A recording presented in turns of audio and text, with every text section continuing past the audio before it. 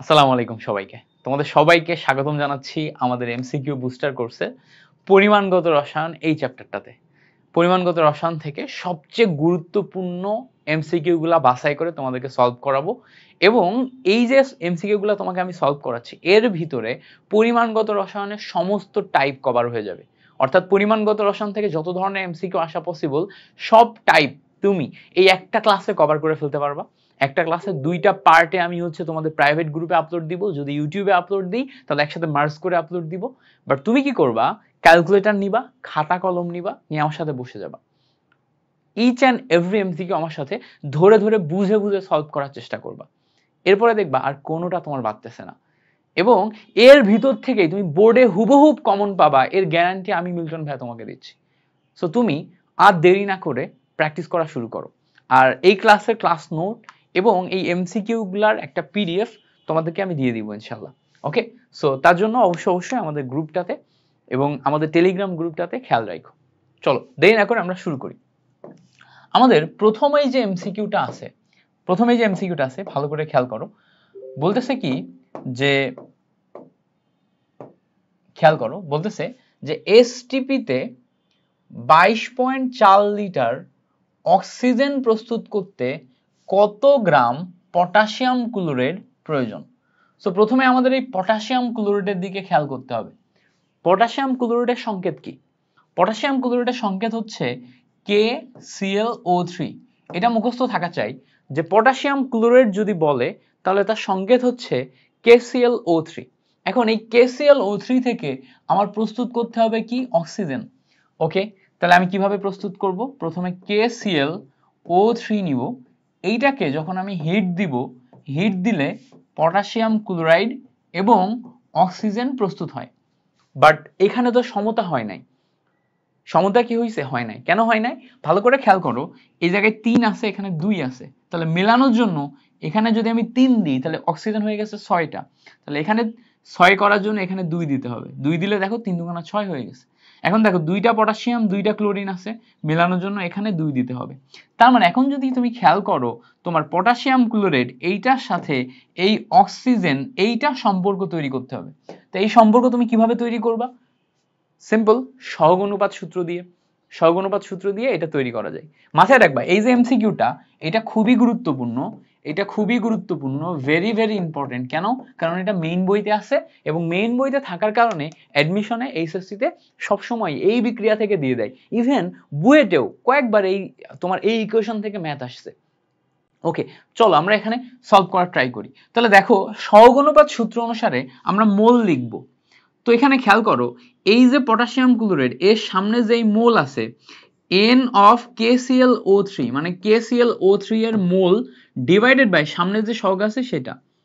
এই সাইডে সেম ভাবে N of অক্সিজেনের মোল ডিভাইডেড বাই সামনে যে সহগ আছে সেইটা। এই যে দুইটার যে অনুপাত করলাম, যার মোল লিখলাম তার সামনে সহগ দিয়ে ডিভাইড করে দিলাম, যার মোল লিখলাম তার সামনে সহগ দিয়ে ডিভাইড করে দিলাম।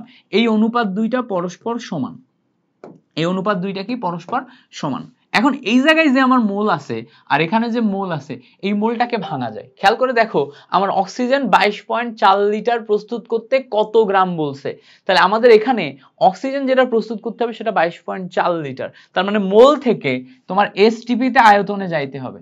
আর এখানে পটাশিয়াম ক্লোরাইডের জন্য কত গ্রাম বলছে, তার মানে ভর বের করতে হবে।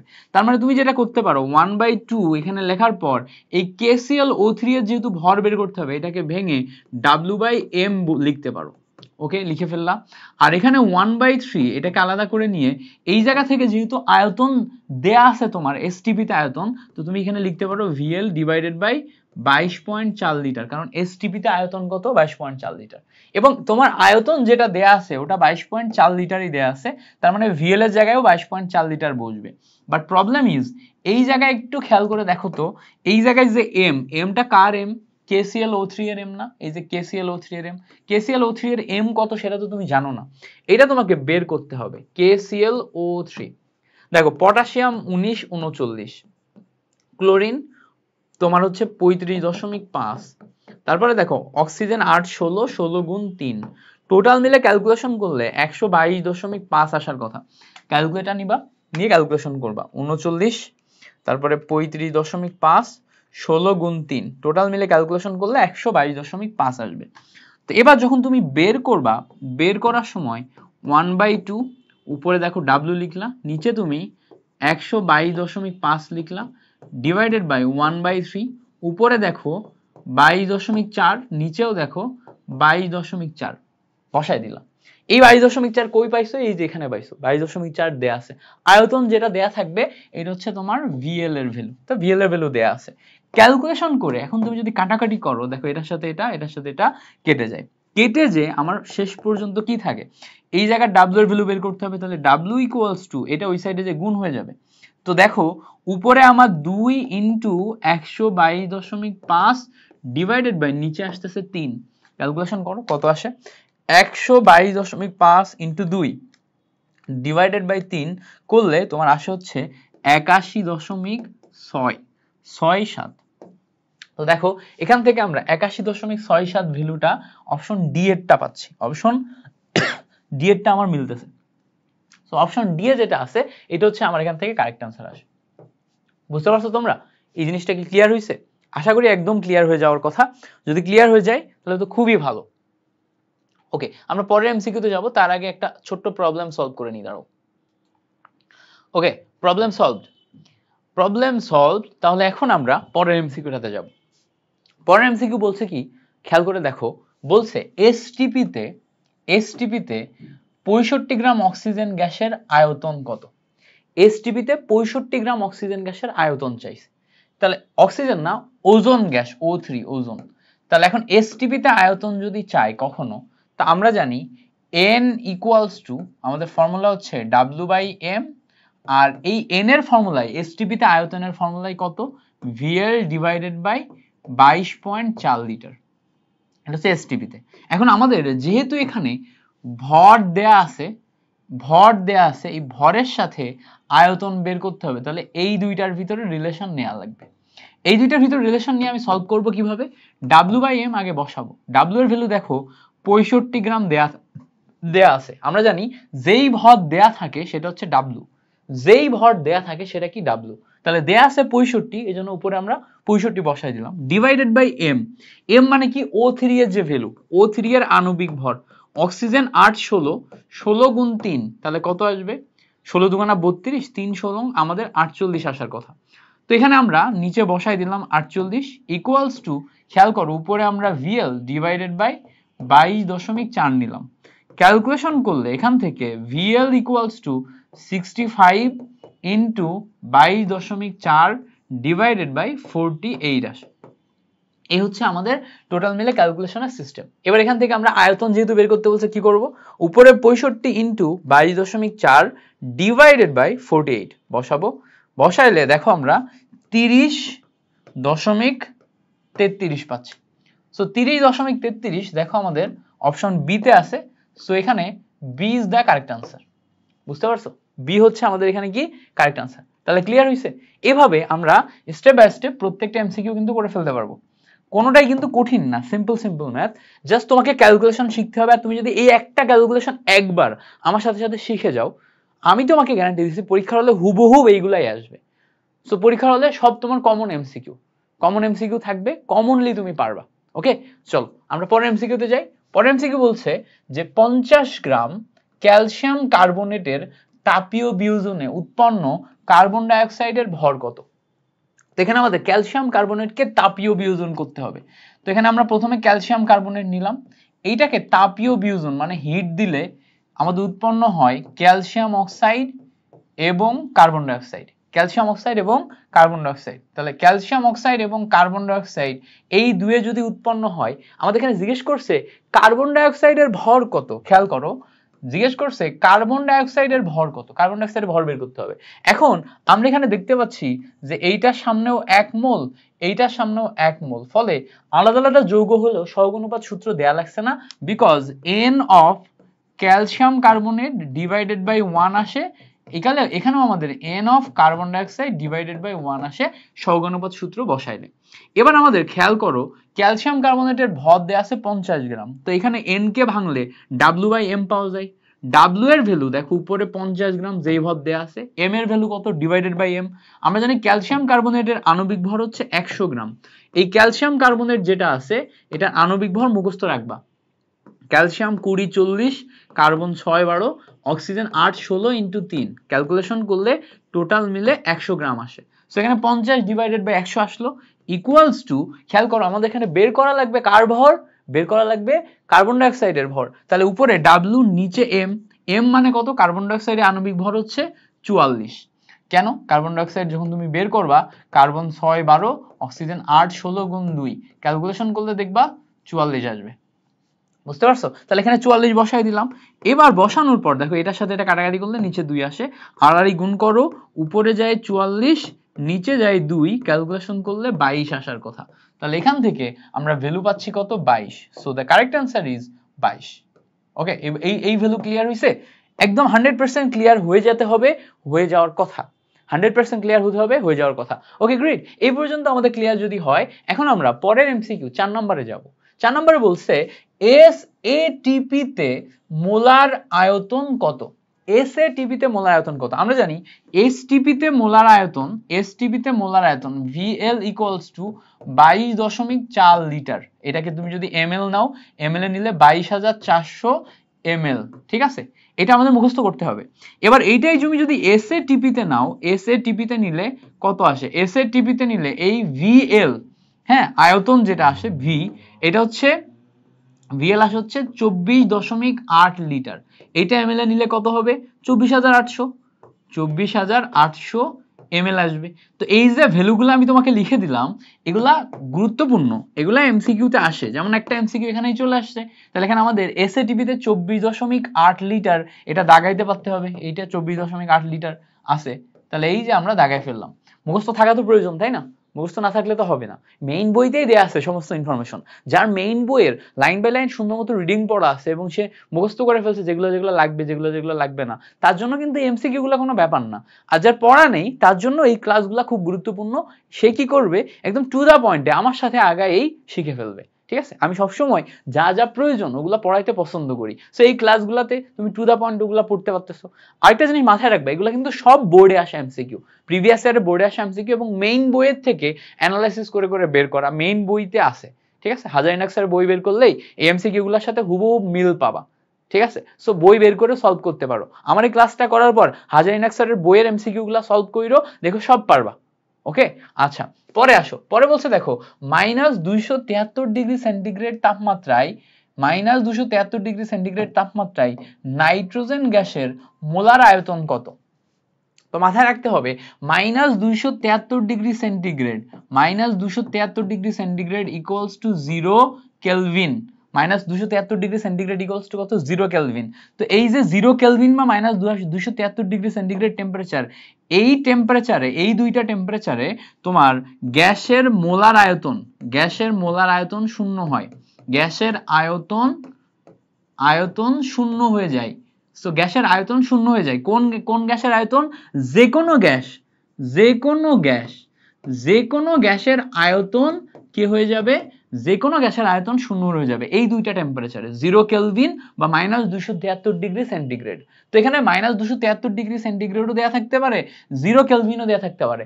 -273 কেলভিন বললে কিন্তু আবার ভুল হবে, তখন আমরা এটাতে যাইতে পারবো না। সো এখানে -273 ডিগ্রি সেন্টিগ্রেডের দিকে তাকাবো, তাকায় দেখতেছি এখানে আমাদের কি হয়ে যাচ্ছে? আয়তন শূন্য হয়ে যাচ্ছে। তো আয়তন শূন্য লাগাবো আমরা। এখন দেখো এখানে একটা প্যাচ লাগানোর জন্য নাইট্রোজেন গ্যাসের কথা বলছে।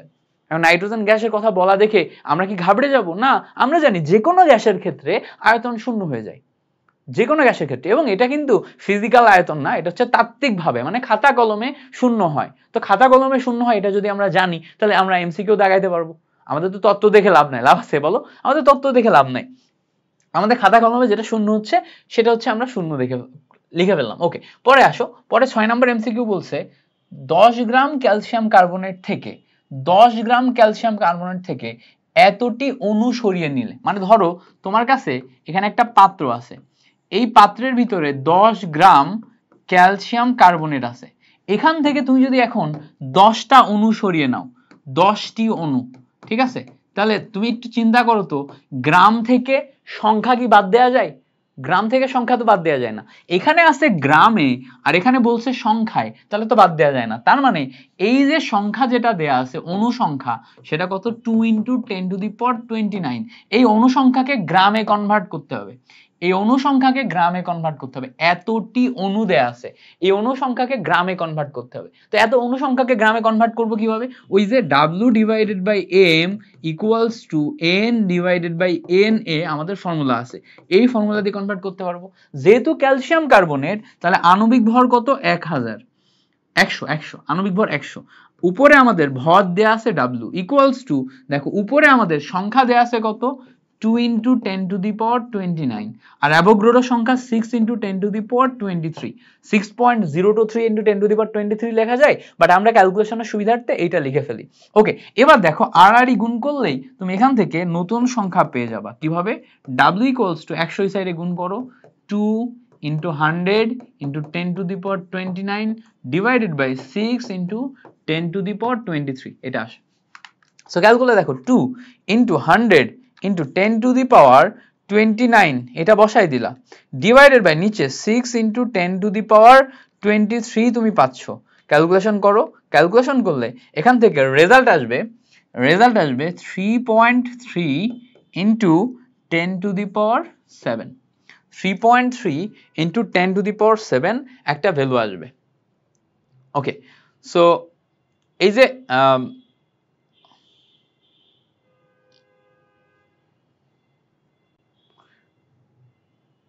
আচ্ছা, এই জায়গায় যে ভ্যালুটা দেয়া আছে না, এই ভ্যালুটা 10⁻29 যে ভ্যালুটা দেয়া আছে না, এই ভ্যালুটাতে ভুল আছে।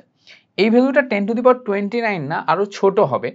আরো ছোট বলতে কি, 29 না হয়ে যদি 19 হয়, 2 × 10⁻19 হয়, তাহলে একটু মেলানোর চেষ্টা করি। যদি 19 নিই আমরা, এখানে 19 নিলে এখানে হচ্ছে আমাদের 10⁻7 যেটা ছিল। আচ্ছা, আমি একটু 19 নিয়ে ক্যালকুলেশন করে দেখি।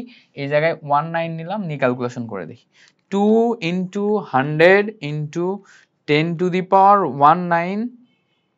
10⁻19 ওকে গ্রেট, 10⁻19 ডিভাইডেড বাই 6 × 10⁻23। আচ্ছা, 6 × 10⁻23 এইগুলা নিলাম, নেয়ার পরে এখান থেকে আমাদের হ্যাঁ ইয়েস এবার আসছে, এবার কত আসছে? 3.3 × 10⁻³ এটা আসছে।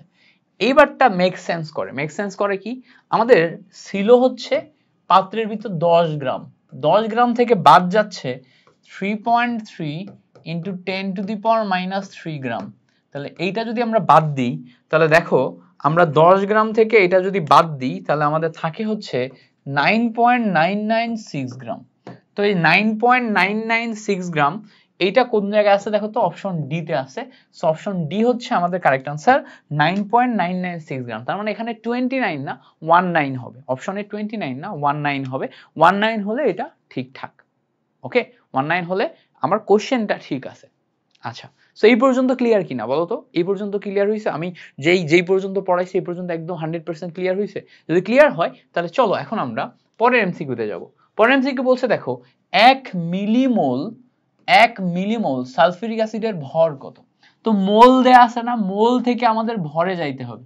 তো আমরা জানি N = W/M VL divided by 22.4 litre, 22.4 litre.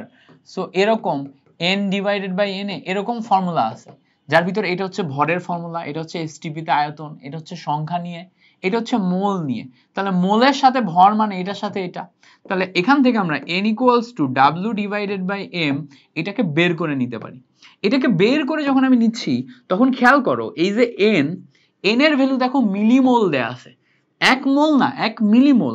তো 1 মিলি তারপরে যদি মোল হয় =W/M যদি করো, উপরে আমার W বের করতে হবে, M মানে সালফিউরিক অ্যাসিডের আণবিক ভর কত, এটা 98 বের করে ফেললাম। এখন দেখো যেটা মিলিকে তুমি যদি কনভার্ট করো, মিলি মানে 10⁻³ এবার আর গুণ করো ইনটু 98 = W পাওয়া যায়। ক্যালকুলেশন করলে W দেখো 98 ডিভাইডেড বাই 1000 আসে। সো 0.098 এইটা আসে সেই 1 মিলিমোল। তো এখানে দেখো 0.098 যেটা, এইটা আসে হচ্ছে আমাদের correct answer so 0.098 correct answer আসবে। So D is the correct answer. Clear হয়েছে? বুঝতে পারছি জিনিসটা? একদম 100% ক্লিয়ার হয়ে যাওয়ার কথা। পরে আসো, পরে বলছে কত গ্রাম KClO3 কে উত্তপ্ত করলে এসটিপি তে 17 গ্রাম অক্সিজেন পাওয়া যায়। কত গ্রাম KClO3 কে উত্তপ্ত করলে 17 গ্রাম অক্সিজেন পাওয়া যায়? সেই আগের ম্যাথটা দেখো, আমরা KClO3 কে যখন ভাঙবো, এটাকে উত্তপ্ত করার জন্য হিট দিলাম, দিলে আমাদের KCl প্লাস O2 আসে। তো এইটাকে তুমি যদি সমতা করো, এখানে 3 মোল দিবা, এখানে 2 মোল আসবে, এখানে 2 মোল আসবে। আগের বার বুঝাইছিলাম, এই জন্য একবার ডিরেক্ট করলাম। এখন আমাদের অক্সিজেনের সাথে করতে বলছে না, 17 লিটার অক্সিজেন বলছে। তো আমরা 17 লিটার অক্সিজেন কিসে পাইছি? এসটিপি তে। তাহলে আমরা n of KClO3 divided by 2 equals to n of oxygen divided by 3 এটা নিতে পারি। এবার ভালো করে খেয়াল করো, 1/2 ইন্টু এই জায়গাতে আমাদের কত গ্রাম KClO3 চাইছে। সো উপরে নিব W, নিচে দিব M। M মানে কত? KClO3 এর যে ভ্যালু সেটা কত? 122.5 ইকুয়ালস টু, দেখো 1/3 ইন্টু, খেয়াল করো, n of oxygen divided by 3 বসাতে হবে। n of oxygen divided by 3 তুমি যদি বসাতে চাও, কি বসবে বলো তো? n of oxygen কে ভাঙলে আমি এসটিপি তে আয়তন নিব। তো এসটিপি তে আয়তন নিলে VL divided by 22.4 litre. VL এর ভ্যালু কত? 17 লিটার। তো উপরে যাবে 17, নিচে যাবে 22.4। এই বুঝতে পারছো? কঠিন লাগছে নাকি এগুলা? এগুলা কিন্তু বেসিক জিনিস। হ্যাঁ, তুমি যে কোনো জায়গায় n কে ভাঙলে VL ডিভাইডেড বাই 22.4 লিটার পাবা। এই VL এর ভ্যালু প্রশ্নে দেয়া থাকে।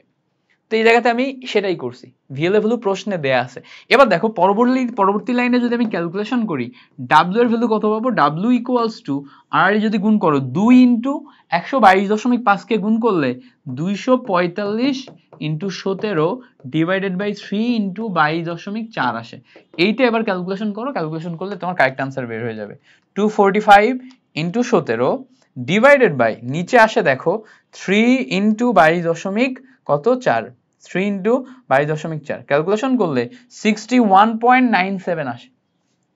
61.97 মানে হচ্ছে almost 62। So 62/22 is the correct answer. 62/22 is the correct answer. বুঝতে পারছো? ক্লিয়ার হয়েছে না? ক্লিয়ার হয়ে যাওয়ার কথা। পরে আসো, বলছে দেখো Fe2O3 এর অম্লত্ব কত? Fe2O3 এর অম্লত্ব বের করতে বলছে। তো এখানে যখন আমরা অম্লত্ব বের করব, Fe2O3 এটার অম্লত্ব আমাদের বের করা লাগবে। তো দেখো অম্লত্ব মানে কি?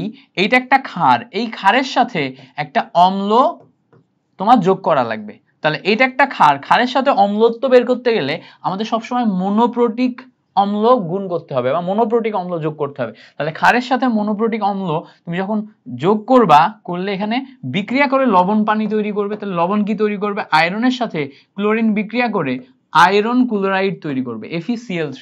এবার বলবো ভাই এখানে Cl3 হবে, এটা কেমনে বুঝলাম? এই জায়গায় জারণ মান দেখে বুঝলাম। অক্সিজেনের জারণ মান -2, সো টোটাল মিলে তুমি এখানে জারণ মান বের করলে দেখবা 3 আসবে। তো 3 থেকে আমরা এখানে করলাম কি? FeCl3। এবার ভালো করে খেয়াল করো, এখানে আমাদের আয়রন কয়টা? 2টা। এখানে আয়রন কয়টা? একটা। তাহলে মিলাইতে গেলে এখানে আমাদের আয়রন মিলাইতে গেলে 2 দিতে হবে। 2 দিলে দেখো তো আমাদের ক্লোরিন কয়টা হচ্ছে?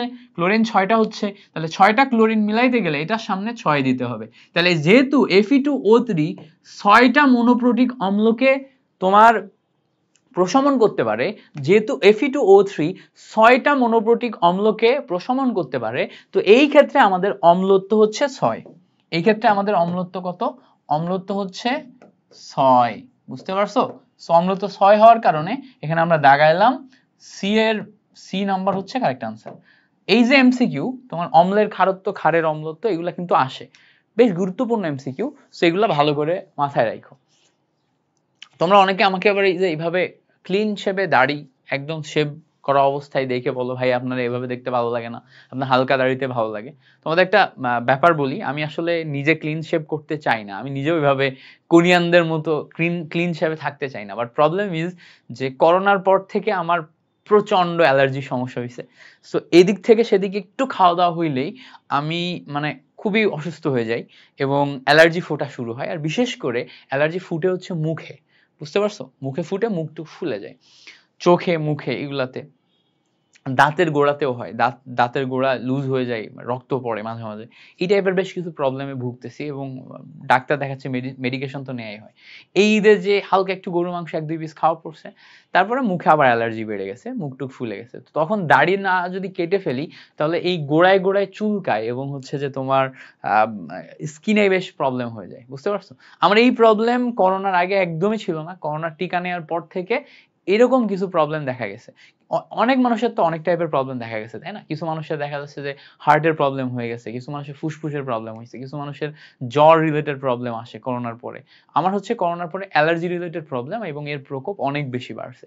সো এর কারণে মানে আমি যদি একটু এদিক থেকে সেদিক খেয়ে ফেলি, মানে খাওয়া দাওয়া উল্টাপাল্টা হয়, তখন আমার কিছু করার থাকে না আসলে এভাবে মানে ক্লিন শেপ করা ছাড়া, বুঝতে পারছো? তো ঈদে বাসা থেকে ঢাকায় আসার পরপরই এসে আগে ক্লিন শেপ করছি আর চুলটা কেটে ফেলছি, গরম অত্যাধিক পড়তেছে, চুল কেটে ফেলছি।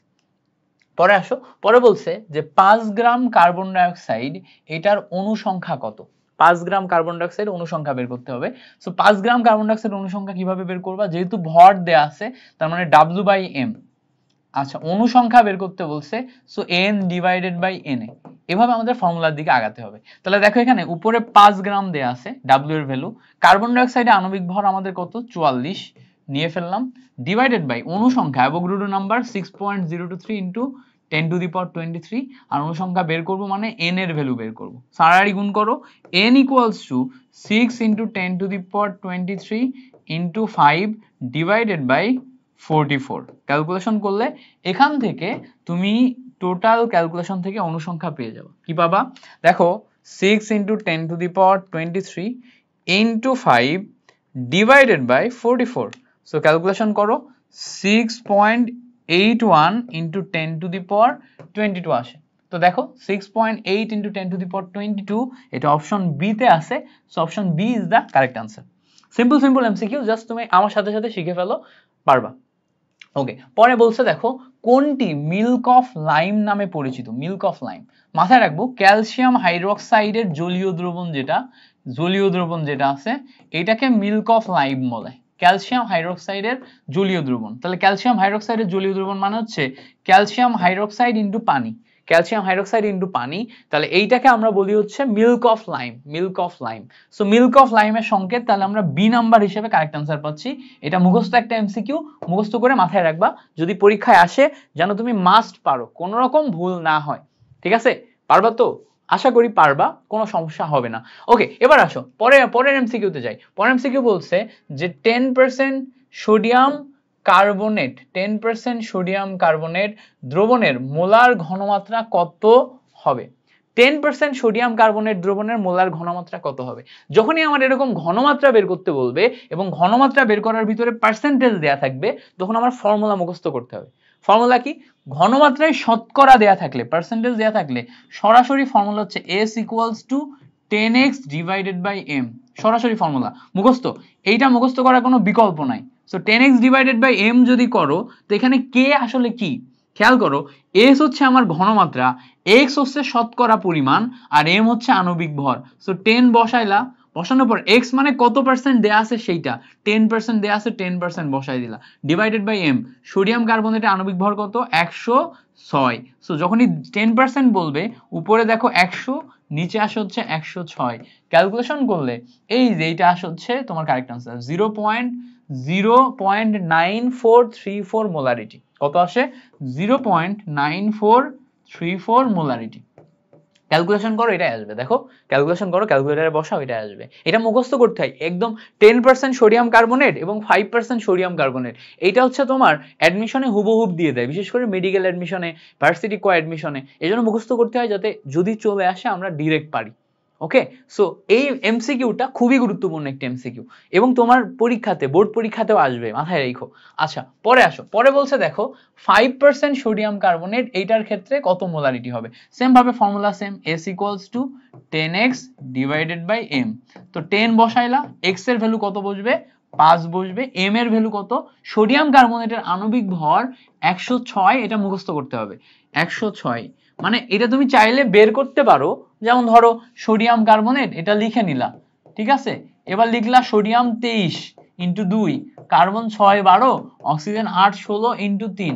এবার এখান থেকে ক্যালকুলেশন করে 106 বের করলাম। তো কোনটা ভালো, 106 বারবার বের করা নাকি মুখস্থ রাখা যে 106 হবে? যদি তুমি বের করতে চাও কোনো সমস্যা নেই, বের করতে পারো, আর যদি মুখস্থ থাকে তাহলে বেটার। এইটার ভ্যালু কত আসে? এটার ভ্যালু আসে 0.47 মোলারিটি।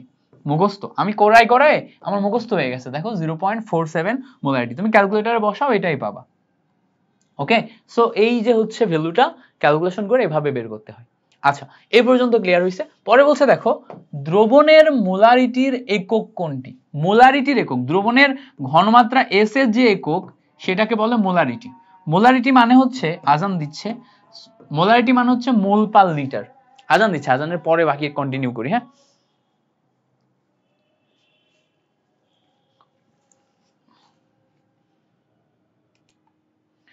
ওকে, সো আমরা আজানের একটা ব্রেকের পর আবার শুরু করি। তো আমাদের দ্রবণের মোলারিটির একক যখন জিজ্ঞেস করবে, মোলারিটি মানে হচ্ছে এম, এম চিহ্নিত করলে সেটা মোলারিটি। মোলারিটি আরেকটা একক হচ্ছে মোল পার লিটার, মোল পার লিটার বললেও সেটা মোলারিটি। এখন এই যে যেটা লিটার, লিটার আর ডেসিমিটার কিউব সেম জিনিস। সো শুধু লিটার থাকবে এমন না, তোমার মোল পার ডেসিমিটার কিউব এই এককেও থাকতে পারে, মোল পার ডেসিমিটার কিউব। এখন দেখতে হবে তোমার এখানে কোনটায় আছে। দেখো এখানে মোল পার লিটারে দেয়া আছে, that means mole per litre is the correct answer. So mole per litre correct answer হবে, ডি নাম্বারকে কারেক্ট আনসার ধরে তুমি আগাও। ওকে, সো এই যে যেই কথাবার্তাগুলো বললাম এইগুলার যে কোনো একটা থাকতে পারে। সো মোলারিটি যদি কখনো একক জিজ্ঞেস করে যে কোনো একটা তুমি দাগাবা। আচ্ছা, পরের কোশ্চেনে আসো। পরে বলছে যে 20 ml দ্রবণে এত গ্রাম সোডিয়াম কার্বনেট আছে, ওই দ্রবণের ঘনমাত্রা কত? সো যখন আমার এরকম ইনফরমেশন দেয়া থাকবে, যেমন এটা আয়তন ভি দেয়া আছে, এটা ডাব্লিউ দেয়া আছে, এখান থেকে আমি এম পাবো, তখন আমাদের সেই গণহারে তোমার সার্বজনীন formula S equals to 1000 W divided by M V, এটা বসাতে হবে। এবার এখানে একটা জিনিস মাথায় রাখতে হবে যে আমি যখন উপরে 1000 নিব তখন এই ভি হবে এমএল এ, ভি আমি এমএল এ বসাবো। উপরে 1000 নেওয়া মানে ভি হবে এমএল এ, ভি কিন্তু লিটারে হবে না, এমএল এ হবে। সেটা আমাদের মাথায় রাখতে হবে। এবার আমরা সাইডে আসি, ইনফরমেশন গুলো একটু বসাই। দেখো 1000 উপরে লিখলাম, ডাব্লিউ এর ভ্যালু দেয়া আছে, কত দেয়া আছে দেখো 0.212, এটা দেয়া আছে, ডিভাইডেড বাই এম, এম মানে কি সোডিয়াম কার্বনেটের এম, সোডিয়াম কার্বনেটের এম কত 106, ইন্টু ভি, ভি এর ভ্যালু কত, ভি এর ভ্যালু দেখো এখানে 20 দেয়া আছে। ক্যালকুলেশন করলে তুমি পেয়ে যাবা। এবার এখান থেকে ক্যালকুলেশন করো, অনায়াসে তুমি বের করতে পারবা। 1000 into 0.212 divided by 106 into 20, calculation করো। ক্যালকুলেশন করলে দেখো 0.1 মোলারিটি আসে।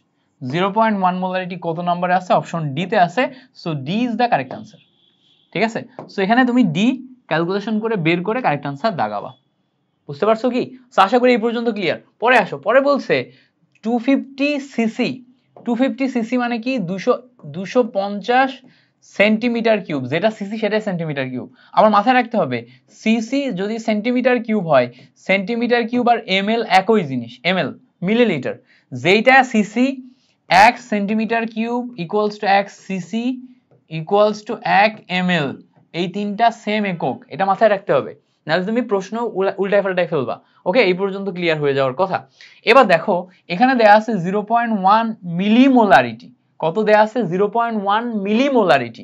মিলিমোলারিটি মানে কি দেখো এইটা যদি এম ভি এম এল এর ভ্যালু দেয়া হয় তাহলে এইটা হচ্ছে ঘনমাত্রার ভ্যালু, ঘনমাত্রা কত দেয়া 0.1 মিলিমোলারিটি দেয়া, তাহলে এখানে মিলি মানে হচ্ছে 0.1 ইন্টু 10⁻³ মোলারিটি, এটা আসবে। এবার বলছে তাহলে কত গ্রাম সোডিয়াম কার্বনেট আছে এটা বের করতে হবে। কিভাবে বের করব? দেখো খুব simple, S equals to formula হচ্ছে 1000 ডাব্লিউ ডিভাইডেড বাই mv। কত গ্রাম মানে ডাব্লিউ এর ভ্যালু বের করতে হবে, তাহলে ডাব্লিউ ইকুয়ালস টু ফর্মুলা হচ্ছে SMV divided by 1000, SMV divided by 1000। তাহলে S এর ভ্যালু কত দেয়া আছে দেখো তো, S এর ভ্যালু 0.1 ইন্টু 10⁻³ এম এর ভ্যালু কত দেয়া, এম দেখো সোডিয়াম কার্বনেট মানে 106। এবার দেখো ভি এর ভ্যালু কত দেয়া আছে, ভি এর ভ্যালুটা একটু দেখার চেষ্টা করো। ভি এর ভ্যালু দেখো 250 দেয়া আছে, ডিভাইডেড বাই আসে হচ্ছে 1000। এই টোটালটা ক্যালকুলেশন করো, ক্যালকুলেশন করলে তুমি এক্সাক্ট ভ্যালু পেয়ে যাবা। এক্সাক্ট ভ্যালু কত পাবো দেখো, তুমি যদি জাস্ট একটু ক্যালকুলেশন করলে বুঝতে পারবা। 0.1 দিলা, তারপরে 10 টু দি পাওয়ার -3 দিলা, তারপরে হচ্ছে 106 দিলা, 106 দিলা ইনটু 250 দিলা, ডিভাইডেড বাই তুমি করবা কি 1000। এই ক্যালকুলেশন করলে দেখো ভ্যালু আসবে হচ্ছে 2.65 ইন্টু 10 টু দি পাওয়ার -3। তার মানে এই জায়গাতে এই যে 0.1 মিলিমোলারিটি যেটা দেয়া আছে, এই মিলিমোলারিটিটা মেবি হচ্ছে ভুল আছে। মিলিমোলারিটি না হয়ে শুধুমাত্র মোলারিটি হওয়ার কথা এটা। এই যে এটা মিলিমোলারিটি না হয়ে 0.1 মোলারিটি হওয়ার কথা, কারণ এখানে ভ্যালু অনেক ছোট হয়ে যাচ্ছে। যদি আমরা শুধু মোলারিটি নিই তাহলে কত আসে সেটা দেখতে হবে। তো শুধু মোলারিটি নিলে আমাদের, আচ্ছা এই জায়গাতে তো প্রশ্নেই ভুল আছে।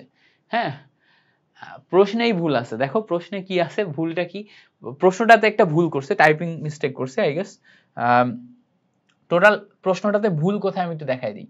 বলছে এই জায়গাতে খেয়াল করে দেখো যে এত গ্রাম সালফিউরিক অ্যাসিড দ্রবণে কত গ্রাম সোডিয়াম কার্বনেট থাকবে। সালফিউরিক অ্যাসিড দ্রবণে সোডিয়াম কার্বনেট থাকতে পারে না, তো সালফিউরিক অ্যাসিড দ্রবণে সালফিউরিক অ্যাসিডই থাকবে, H2SO4। সো H2SO4 সালফিউরিক অ্যাসিডই থাকবে। এখানে মিলিমোলারিটি না হয় যদি মোলারিটি দাও তাহলে কত আসে দেখি। এই সালফিউরিক অ্যাসিড দিলে এটা 106 এর জায়গায় কত হবে, 98 হবে।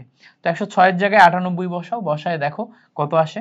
106 এর জায়গায় 98 বসাও জাস্ট, আর মোলারিটির জায়গায় মিলিমোলারিটির জায়গায় মোলারিটি বসাও। সো এটা হবে না, আর এখানে 98 হবে। তাহলে কত আসলো, 0.1 into 98 into 250 divided by 1000। Okay, calculation করলে 2.45 আসে। 2.45 কোন অপশন আছে? ইয়েস আছে। সো এইটা হচ্ছে আমাদের কারেক্ট আনসার। তাহলে এখানে প্রশ্নটাই ভুলটা কি, কত গ্রাম আসছে, ঠিক আছে সালফিউরিক অ্যাসিড হবে না, এটা হবে। আর প্রশ্নের এই জায়গাতে মিলিমোলারিটি হবে না, 0.1 মোলারিটি হবে। ঠিক আছে, সো এই কয়েকটা কারেকশন করে তারপরে আমরা উত্তরটা কারেক্ট উত্তর পাইলাম, এবং কত পাইলাম, 2.45 গ্রাম পাইলাম। ওকে, পরের কোশ্চেন বলছে দেখো 100 ml 0.1 মোলারিটি সোডিয়াম কার্বনেট দ্রবণে কত গ্রাম সোডিয়াম কার্বনেট প্রয়োজন। সো তুমি সরাসরি ফর্মুলা লিখে W এর ভ্যালু বের করতে পারো, অথবা তুমি কিন্তু W এর ভ্যালু সরাসরি বের করতে পারো। W equals to SMV divided by 1000, উল্টাই দিয়ে ফর্মুলা এটাই আসে। তো আমি কি করি, W এরটা সরাসরি এটা মনে রাখি যে W equals to SMV divided by 1000, আর S equals to 1000 W by MV। বুঝতে পারছো? এবার দেখো S এর ভ্যালু এখানে কত দেয়া আছে, 0.1 মোলারিটি দেয়া আছে, বসাই দিলাম। M মানে সোডিয়াম কার্বনেট 106, ওকে। V মানে কত হবে, 100 ml, 100 ml বসাই দিলাম, ডিভাইডেড বাই 1000 বসাও, 1000 বসাও। ক্যালকুলেশন করলে দেখো দুইটা শূন্য কেটে গেল। এই যে একটা শূন্যর সাথে একটা শূন্য যদি কাটো তাহলে 10.6 আসবে। 0.1 মানে 1/10, ক্যালকুলেশন করলে 1.06 গ্রাম আসে।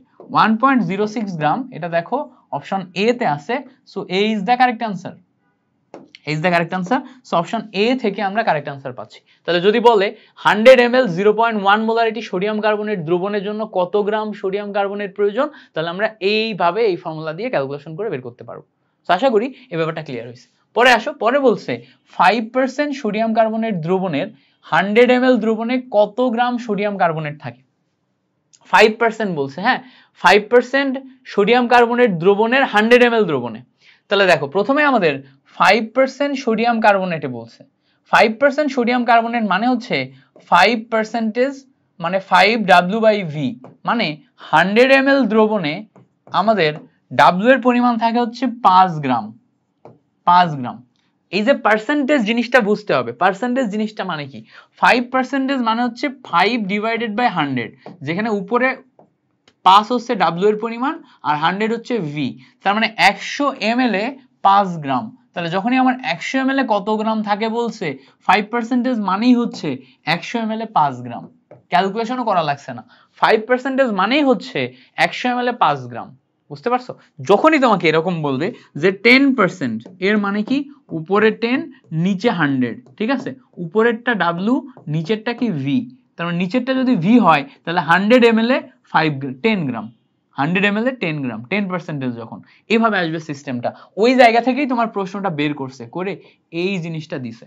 প্রশ্নটা ওই জায়গা থেকে বের করছে, করে এই জিনিসটা দিছে। সো আশা করি এই জিনিসটা ক্লিয়ার হয়েছে কিনা বলো, ক্লিয়ার হয়েছে? ওকে চলো পরে বলছে দেখো এত গ্রাম নাইট্রিক অ্যাসিডের HNO3 নাইট্রিক অ্যাসিডে 200 ml দ্রবণ আছে, দ্রবণের মোলারিটি কত? 200 ml দ্রবণ আছে, দ্রবণের মোলারিটি কত সেটা চাইছে। 200 ml দ্রবণ। আচ্ছা এবার মোলারিটি যদি তুমি বের করতে চাও 200 ml দ্রবণে, তাহলে মোলারিটি কেমনে বের করবা? সিম্পল, আমাদের ওই যে S equals to 1000 W divided by mv তে যাইতে হবে, যেখানে v হচ্ছে আমার ml এ। ওকে এবার 1000 বসাও, প্রথমে 1000 বসাইলা, এবার W এর পরিমাণ কত দেয়া আছে দেখো তো 1.89 দেয়া আছে। m এর পরিমাণ কত হবে? নাইট্রিক অ্যাসিডের জন্য m বের করো, HNO3 নাইট্রিক অ্যাসিড, দেখো হাইড্রোজেনের মান 1, নাইট্রোজেনের মান 14, অক্সিজেনের মান 16 গুণ 3, ক্যালকুলেশন করো, করলে দেখো নাইট্রিক অ্যাসিডের আণবিক ভর বের হয়ে যাবে 15 প্লাস 16 গুণ 3, 63 আসে। কত আসে? 63। এবার তুমি এখানে দেখো mv, সো 63 ইন্টু v এর ভ্যালু দেখো দেয়া আছে 200 ml, সো v এর ভ্যালু 200 ml বসাই দাও, তাহলে ক্যালকুলেশন করলে দেখো উপরে 1000 into 1.89 divided by 63 into 200, calculation করলে 0.15 মোলারিটি আসে। কত আসে? 0.15 molarity. So 0.15 molarity be number, এটা আসে আমার এই টোটাল থেকে কারেক্ট আনসার। সো আশা করি আমরা বুঝতে পারছি যে কোনটা কারেক্ট আনসার হবে। ক্লিয়ার? কেমনে করলাম? সিম্পল, আমি যেভাবে করছি এইভাবে ফলো করে কয়েকবার প্র্যাকটিস করো, তাহলে একদম ক্লিয়ার হয়ে যাবে। পরে আসো, পরে বলছে 3%, এটা গুরুত্বপূর্ণ একটা এমসিকিউ তাই জন্য তুলে দিছি, 3.5% সোডিয়াম বাইকার্বনেট দ্রবণের ঘনমাত্রা কত? যখনই পার্সেন্টেজ দেয়া থাকে তখন আমাদের formula direct S equals to 10x divided by m, direct formula S equals to 10x by m, এটা ডিরেক্ট ফর্মুলা যখন কি পার্সেন্টেজ দেয়া থাকে। আচ্ছা সো পার্সেন্টেজ যখন দেয়া আছে তখন 10 বসালাম, x এর ভ্যালু কত? 3.5, যত পার্সেন্টেজ ওটাই x এর ভ্যালু, x পার্সেন্টেজের সাথে মিলাইতে হবে। x পার্সেন্টেজ মানে কি? কত পার্সেন্টেজ দেয়া আছে, ঠিক আছে? 3.5% মানে হচ্ছে x এর ভ্যালু 3.5, 3.5 বসালাম। এবার আমার লাগবে হচ্ছে m এর ভ্যালু, সোডিয়াম বাই কার্বনেট, এগুলো তো আনইউজুয়াল, এটা তো মুখস্থ করা হয় না। তাহলে সোডিয়ামের জন্য আমরা জানি হচ্ছে 23, হাইড্রোজেনের জন্য 1, তারপরে কার্বনের জন্য হচ্ছে 12, অক্সিজেন 8, 16 গুণ 3, ক্যালকুলেশন করো, করলে বের হয়ে যাবে। কিভাবে ক্যালকুলেশন করব? প্রথমে নিলাম 24, 23 আর 1 24, তারপরে নিলাম 12 ইন্টু 3 16 48, ক্যালকুলেশন করে ভ্যালু আসে কত? 84। সেখানে আমরা 84 পাই হচ্ছে ভ্যালু। ক্যালকুলেশন করলে তাহলে কত পাচ্ছি দেখো, 3.5 ইন্টু 10 মানে 35, 35 ডিভাইডেড বাই 84, ক্যালকুলেশন করলে 0.4166 মোলারিটি, 0.4166 মোলারিটি। দেখো অপশন বি এর সাথে অ্যাবসলিউটলি মিলে যায়, তাহলে অপশন বি আসে আমাদের এখান থেকে কারেক্ট আনসার। ক্লিয়ার হচ্ছে কিনা বলো? 0.4166 মোলারিটি, সো এটা হচ্ছে আমাদের এখান থেকে কারেক্ট আনসার। Okay great. পরে আসো, পরে বলছে যে 10 ml 0.1 মোলারিটি সোডিয়াম হাইড্রোক্সাইড দ্রবণে কত গ্রাম সোডিয়াম হাইড্রোক্সাইড থাকে, কত গ্রাম সোডিয়াম হাইড্রোক্সাইড থাকে সেটা বের করতে বলছে। তাহলে এখান থেকে আবারও কত গ্রাম মানে কি? W এর ভ্যালু, তাহলে W এর ভ্যালু বের করতে বললে W equals to SMV divided by কত বলো তো? 1000, S এর ভ্যালু কত দেয়া আছে? 0.1 মোলারিটি, এটা S এর ভ্যালু। তারপরে M মানে কি? সোডিয়াম হাইড্রোক্সাইড, সোডিয়াম হাইড্রোক্সাইডে আণবিক ভর হচ্ছে 40, কিভাবে? সোডিয়াম 23, অক্সিজেন 1 24 আর হাইড্রোজেন 1 24 আর অক্সিজেন 16, টোটাল মিলে যোগ করলে দেখবা 40 আসবে। সো 0.1 এরপরে বসাইলা 40 ইন্টু ভি এর ভ্যালু দেখো 10 মোলারিটি দেয়া আছে, বসাই দিলা 10 মোলারিটি ডিভাইডেড বাই 1000, ক্যালকুলেশন করো, একটা শূন্য কাটে, এই শূন্যর সাথে এই শূন্য কাটে, এবার ক্যালকুলেশন করলে দেখবা কত আসে? 4 ডিভাইডেড বাই 100 মানে 0.04 মোলারিটি, 0.04 গ্রাম। সো 0.04 গ্রাম, এটা কয় নাম্বারে আছে? বি নাম্বার আছে। So B is the correct answer, B number আছে, B is the correct answer. Clear হয়েছে? ওকে এই পর্যন্ত তো ক্লিয়ার তাই না? আমরা যতদূর পর্যন্ত করছি এই পর্যন্ত ক্লিয়ার কিনা? আচ্ছা পরে কোশ্চেন বলছে দেখো 500 ml ডেসিমোলার দ্রবণে কত গ্রাম সোডিয়াম কার্বনেট থাকে? এই জায়গায় একটা নতুন ওয়ার্ড পাইছি আমরা, ওয়ার্ডটা কি? ডেসিমোলার। তো মাথায় রাখবো যদি কখনো আমাদের ডেসি কথাটা উল্লেখ থাকে, ডেসিমোলার কথাটা উল্লেখ থাকে, ডেসিমোলার মানে হচ্ছে 0.1 মোলারিটি, সেমি মোলার কথাটা যদি উল্লেখ থাকে এর মানে হচ্ছে 0.5 মোলারিটি, ঠিক আছে? আচ্ছা, সেমি মোলার। আর কখনো যদি সেন্টিমোলার কথাটা উল্লেখ থাকে, সেন্টিমোলার কথাটা উল্লেখ থাকলে 0.01 মোলারিটি, মাথায় রাখতে হবে। এবার এখানেও কাহিনী আছে, 0.1 মানে 1/10 মোলারিটি বলা হয়, 0.5 মানে 1/2 মোলারিটি বলা হয়, 0.01 মানে 1/100 মোলারিটি বলা হয়। এই কথাবার্তাগুলো আমাদের একটু মাথায় রাখতে হবে, ঠিক আছে? যে কোনোটা দেয়া থাকতে পারে, কখনো ডেসি লেখা থাকতে পারে, কখনো 0.1 দেয়া থাকতে পারে, কখনো 1/10 দেয়া থাকতে পারে। যেইটা যখন দেয়া থাকবে সেইটা নিয়ে তোমাকে আগাতে হবে। আচ্ছা, এখানে যেহেতু ডেসি দেয়া আছে, কত গ্রাম চাইছে, তাহলে W = SMV divided by 1000। S এর ভ্যালু কত দেখো তো, এস এর ভ্যালু ডেসি লেয়া আছে, তার মানে কি 0.1 বসাই দিলাম 0.1। এম এর ভ্যালু কত, সোডিয়াম কার্বনেট মানে হচ্ছে 106। এবার ভি এর ভ্যালু কত, ভি এর ভ্যালু হচ্ছে 500 ml ডিভাইডেড বাই তুমি কত বসাবা, 1000 বসাবা। ক্যালকুলেশন করো, ক্যালকুলেশন করলে দেখো 500 এর সাথে 1000 কাটলে 2 থাকে, এইটার সাথে এইটা কাটলে দেখো 53 দুগুণ 106, ক্যালকুলেশন করলে 5.3 গ্রাম পাও, 5.3 গ্রাম। সো এই যে 5.3 gram, B number is the correct answer. বুঝতে পারছো? 5.3 gram, B number is the correct answer. এভাবে ক্যালকুলেশন করে বের করতে হয়। এই আমি একটু ফাস্ট যাচ্ছি, বুঝতে অসুবিধা হচ্ছে কি? বুঝতে অসুবিধা হওয়ার কথা না, ইনশাল্লাহ বোঝার কথা।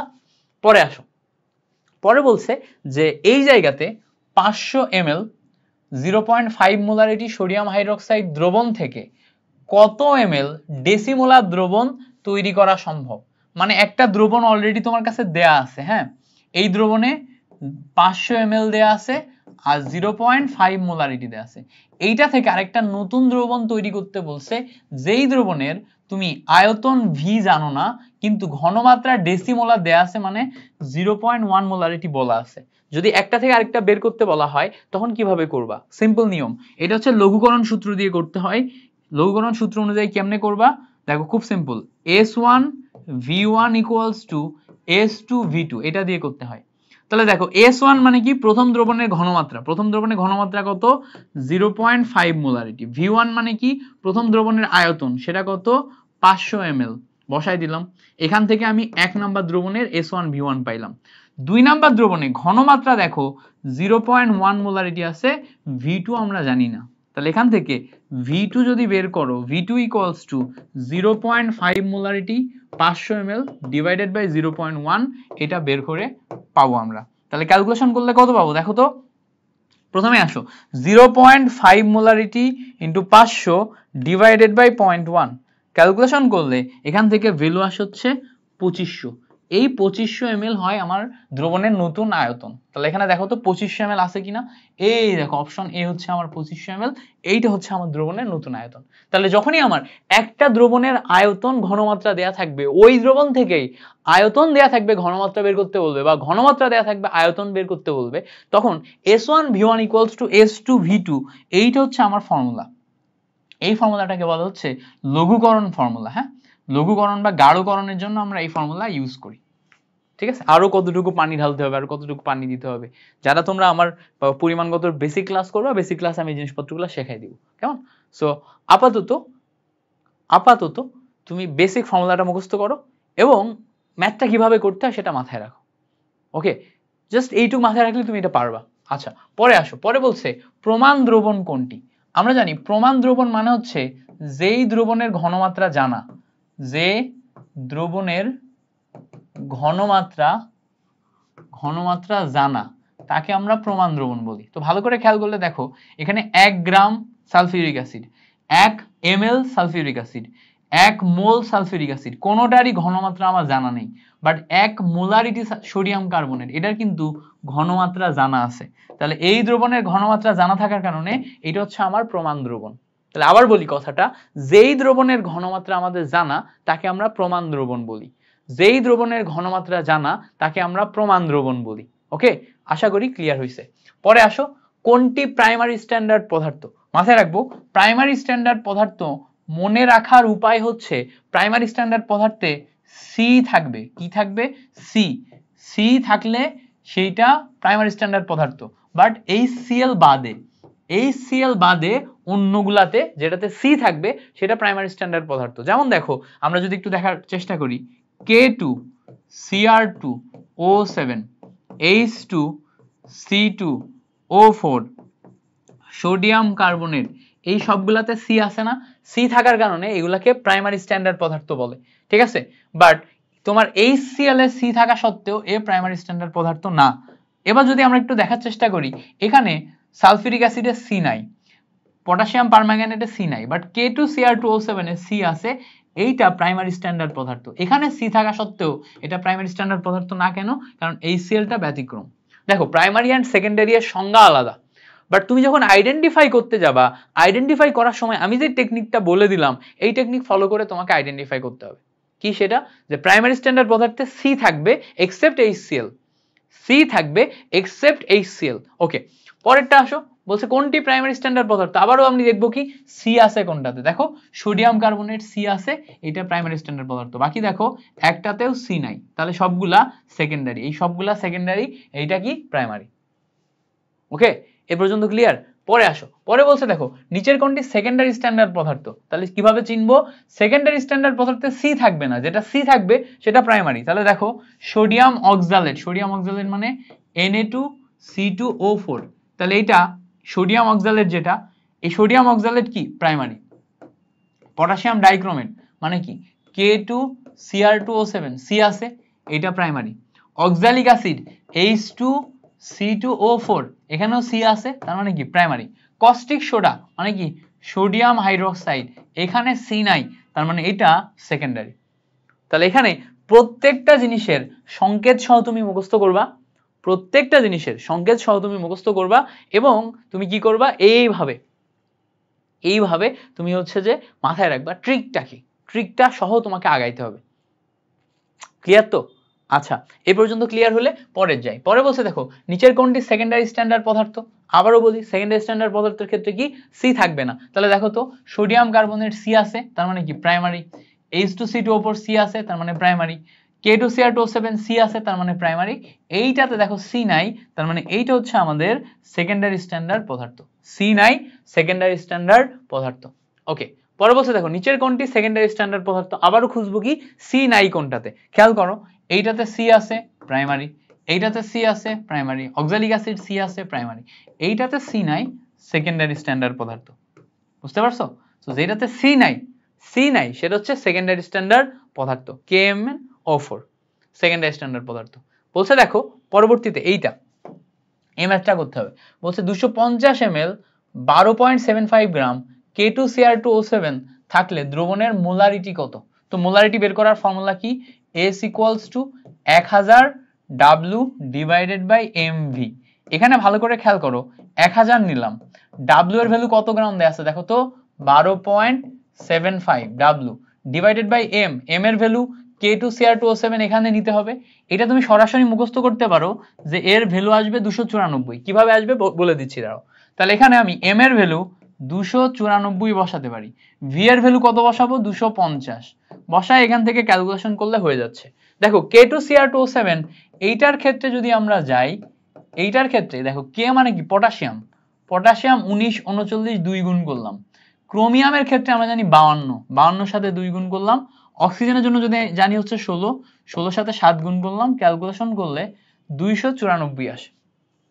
7 গুণ করলে কত আসে 294। তাহলে এখানে টোটাল মিলে ক্যালকুলেশন করে এটা আসে। এটা নিয়ে এখন যদি আমি বসাই, খেয়াল করো 1000 into W 12.75 divided by mv 294 into 250, calculation করলে দেখো 0.1734 মোলারিটি এটা আসে। সো তার মানে এখান থেকে 0.17 সি নাম্বারটা আসে হচ্ছে আমার কারেক্ট আনসার। বুঝতে পারছো কেমনে করছি? সো এইটা হচ্ছে আমাদের আরেকটা গুরুত্বপূর্ণ, যদি কখনো কোশ্চেন কঠিন করে তাহলে এই এমসিকিউটা দিবে। কারণ কি K2Cr2O7 এটার আণবিক ভর তোমার তো মুখস্থ থাকবে না, তো তুমি কি করবা, যেহেতু মুখস্থ থাকবে না তাহলে তুমি এটা পারবা না। এই জায়গায় ভালো করে খেয়াল করো, ক্রোমিয়ামের জন্য যেহেতু 52 এটা তুমি মনে থাকবে না তোমার, সো যখন মনে থাকবে না তখন তুমি পারবা না। তো যদি কখনো কোশ্চেন কঠিন করে এই প্রশ্নটা দিবে, এটা মাথায় রাখো। আমার এই কথাটা মাথায় রাখো, প্রশ্ন কঠিন করলে এটা দিবে ক্রোমিয়ামের আণবিক ভর 52, এটা মুখস্থ করতে হবে, মাথায় থাকে জানো। আচ্ছা পরে আসো, নিচের কোনটি তাপমাত্রার উপর নির্ভরশীল?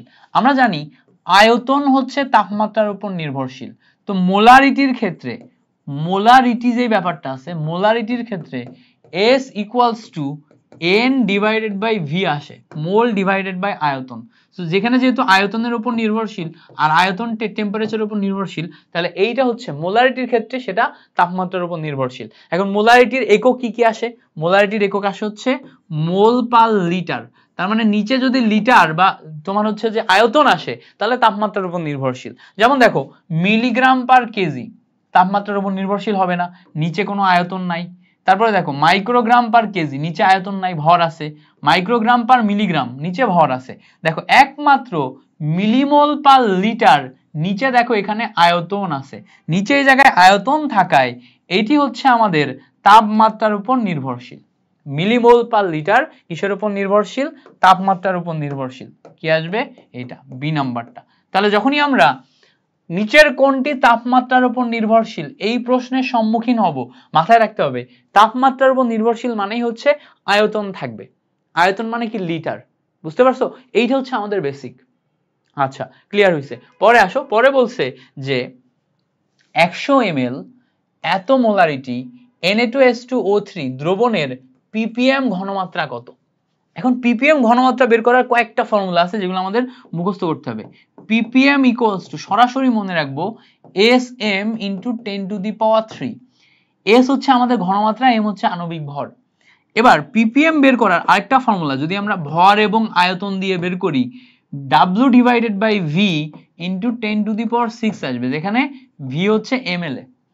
এই দুইটা ফর্মুলা দিয়ে ম্যাক্সিমাম বের করা হয়। এখন আমরা এখানে খেয়াল করব, এখানে আমাদের ঘনমাত্রা দেয়া আছে, তার মানে ঘনমাত্রা আর এখান থেকে আমি আণবিক ভর পাচ্ছি, এই দুইটা দিয়ে আমি ppm বের করতে পারবো।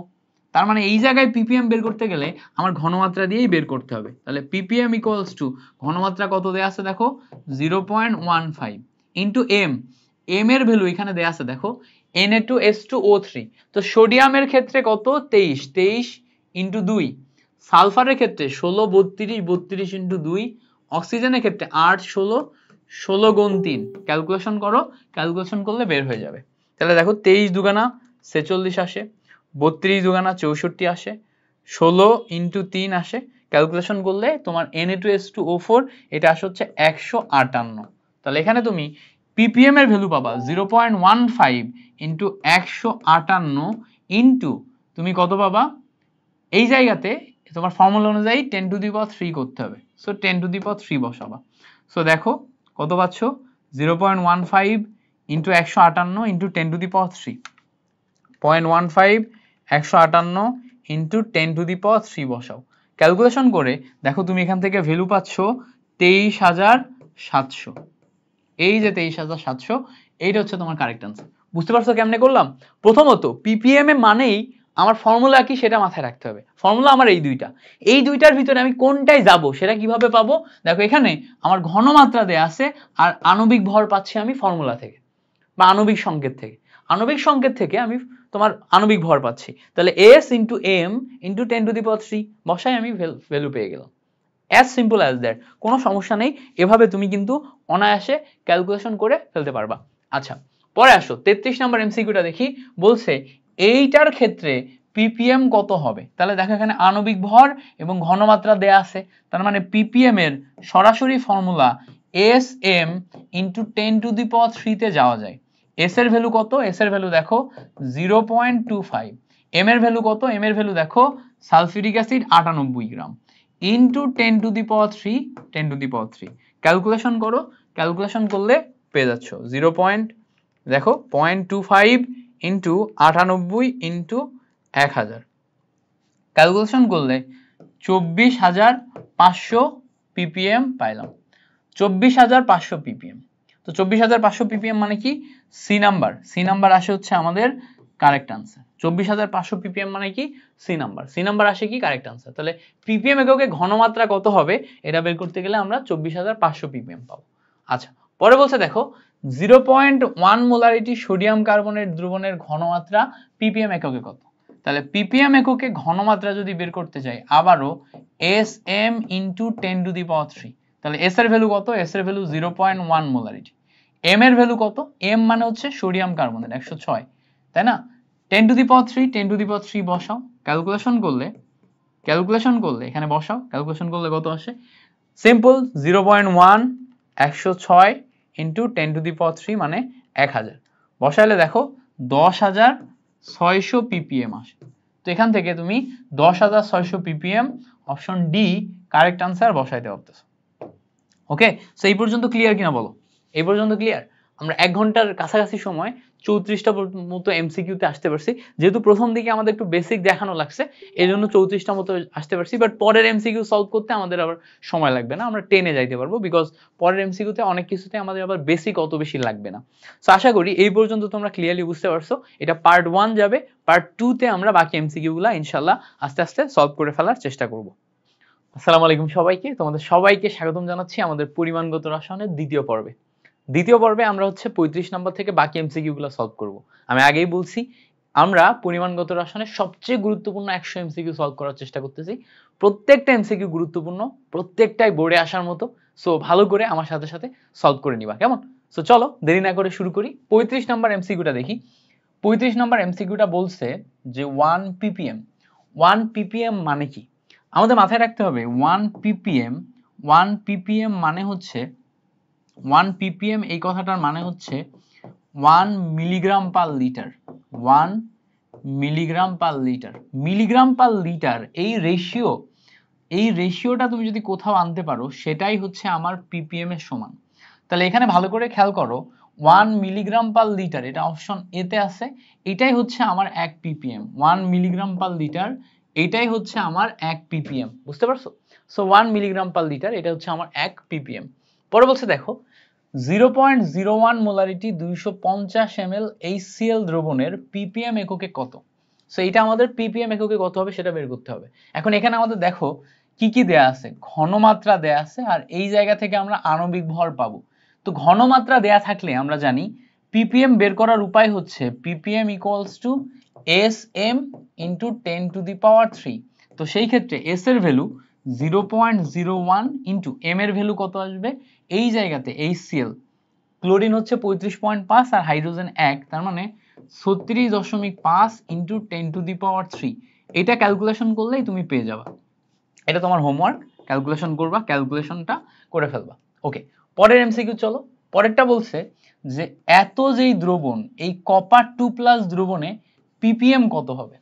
তো আমরা আবারও সেম জিনিসই যাব, ppm যখনই আমি বের করতে যাব, এখানে দেখো ঘনমাত্রা দেয়া আছে, তার মানে sm into 10 to the power 3, এটা আসবে ফর্মুলা। s এর ভ্যালু এখানে দেখো দেয়া আছে কত? 3 into 10 to the power -4 molarity. m এর ভ্যালু কত বলো তো? কপারের জন্য তুমি জানো হচ্ছে 63.5, এটা হচ্ছে কপার। তাহলে এই দুইটাকে ক্যালকুলেশন করলে তুমি এখান থেকে রেজাল্ট পেয়ে যাবা, খুব সিম্পলি বের হয়ে যাবে। এটা হচ্ছে ক্যালকুলেশন কইরো ক্যালকুলেটর ব্যবহার করে, একদম সিম্পলি বের হয়ে যাবে। বেসিক কিন্তু আমি এর বেসিকগুলো আগের ক্লাসেও একদম ধরে ধরে করাইছি, যাতে তুমি প্রত্যেকটা এমসিকিউ পারো, বুঝতে পারছো? সো আশা করছি এখান থেকে আর কোনো প্রবলেম তোমার হবে না। পরে বলছে দেখো, পরের এমসিকিউটা একটু বোঝার চেষ্টা করি। বলছে কোন পানির নমুনায় দ্রবীভূত অক্সিজেনের ঘনমাত্রা এত মোলারিটি হলে ppm এককের মান কত? দ্রবীভূত অক্সিজেনের ঘনমাত্রা দেয়া আছে। সো ঘনমাত্রা S দেয়া থাকলে যখনই ppm বের করতে বলবে, same formula, ppm equals to sm into 10 to the power 3। তাহলে s এর ভ্যালু কত? s এর ভ্যালু দেখো 2 into 10 to the power -4 দেয়া আছে। m এর ভ্যালু অক্সিজেনের জন্য কত আসবে? 64 আসবে, সিম্পলি 64। অক্সিজেনের জন্য অক্সিজেন 8-16, তাই না? 64 না 32 আসবে। অক্সিজেন O2 দেয়া আছে না, অক্সিজেন 8-16, 16 গুণ 2 ক্যালকুলেশন করলে 32 আসে। সেখানে তুমি আণবিক ভর পাবা হচ্ছে 32 ইন্টু 10 to the power 3, যেটা আছে এটা তো আছেই। সো ক্যালকুলেশন করলে ভালো করে খেয়াল করো, 32 আর 2 64 আসে, ইন্টু এইটার সাথে এইটা ক্যালকুলেশন করলে 10 to the power -3 পাওয়া যায়। 10 to the power -3 R 10 to the power -1 পাওয়া যায়, মানে ক্যালকুলেশন করলে 6.4 ppm আসে। ঠিক আছে, ক্যালকুলেশন করলে কত আসে? 6.4 ppm। তুমি সরাসরি ক্যালকুলেটর দিয়েও করতে পারো, বাট এই জায়গায় মাথায় রাখবা অক্সিজেন O2, এইটার তোমার হচ্ছে আণবিক ভর কত বসবে বলো তো? আণবিক ভর বসবে অক্সিজেনের তো তোমার পারমাণবিক সংখ্যা 8, তাহলে আণবিক ভর 16, তাহলে 16 বসলো, দুইটা অক্সিজেন ক্যালকুলেশন করলে O2 বা অক্সিজেন গ্যাসের 32 আসে, 32টা এখানে বসবে, ভুল করা যাবে না। হ্যাঁ, ওকে, পরবর্তীতে চলো দেখি। বলছে এত গ্রাম সালফিউরিক অ্যাসিডের 250 ml দ্রবণে আরো 250 ml পানি মেশালে মোলার ঘনমাত্রা কত হবে? আরো 250 ml পানি মেশালে মোলার ঘনমাত্রা কত হবে? সো মোলার ঘনমাত্রা কত হবে এটা কিভাবে বের করব? বলো এটা কিভাবে বের করব? সো এখানে আমাদের আরো 250 ml পানি মিশাচ্ছি, তার মানে ইনিশিয়ালি আমাদের এখানে পানি ছিল 250 ml, তার সাথে আরো 250 ml যদি মিশাই তাহলে টোটাল মিলে আমাদের পানি হচ্ছে 500 ml। 500 ml পানি মানে এটা হচ্ছে আমাদের আয়তন। এবার এখানে ভালো করে খেয়াল করো, W এর পরিমাণ দিয়ে দেয়া আছে 24.5, এটা হচ্ছে আণবিক ভর। W এর পরিমাণ দেয়া আছে ভর, আণবিক ভর কত? সালফিউরিক অ্যাসিডের জন্য M ইকুয়ালস টু সালফিউরিক অ্যাসিডের জন্য 98 গ্রাম। তো ক্যালকুলেশন যদি করো মোলার ঘনমাত্রা কত হবে এটা যদি বের করতে চাও, S ইকুয়ালস টু তোমাকে বসাতে হবে 1000 W ডিভাইডেড বাই MV এইটা। তাহলে দেখো এখানে আমি 1000 বসালাম, W এর ভ্যালু কত দেয়া আছে 24.5 ডিভাইডেড বাই MV, M এর ভ্যালু কত 98, V এর ভ্যালু কত, V এর ভ্যালু দেখো দেয়া আছে 500 ml। এইটা ক্যালকুলেশন করো, ইজিলি সব মিলে যাবে। ক্যালকুলেশন করো 1000 ইন্টু 24.5 ডিভাইডেড বাই 98 ইন্টু 500, এই যে ক্যালকুলেশন করলাম, ক্যালকুলেশন করলে 0.5 ml আসে। সো 0.5 এইটা আসে হচ্ছে আমাদের এখানে ফাইনাল ঘনমাত্রা। বুঝতে পারছো? আশা করি ক্লিয়ার হয়েছে। এবার আসো 40 নাম্বার এমসিকিউতে আসি। নিচের কোনটি প্রাইমারি স্ট্যান্ডার্ড পদার্থ? আমরা জানি প্রাইমারি স্ট্যান্ডার্ড পদার্থতে কি থাকে, সি থাকে, বাট এক্সেপ্ট HCl, HCl হবে না, HCl বাদে সি থাকে। তাহলে খেয়াল করো HCl এটা তো হবেই না, বাট H2C2O4 এটা হবে, K2Cr2O7 সোডিয়াম কার্বনেট এগুলো হবে, কারণ এগুলোতে সি আছে। বাকি এগুলো সব সেকেন্ডারি, এটা সেকেন্ডারি, এটা সেকেন্ডারি, এইটা প্রাইমারি।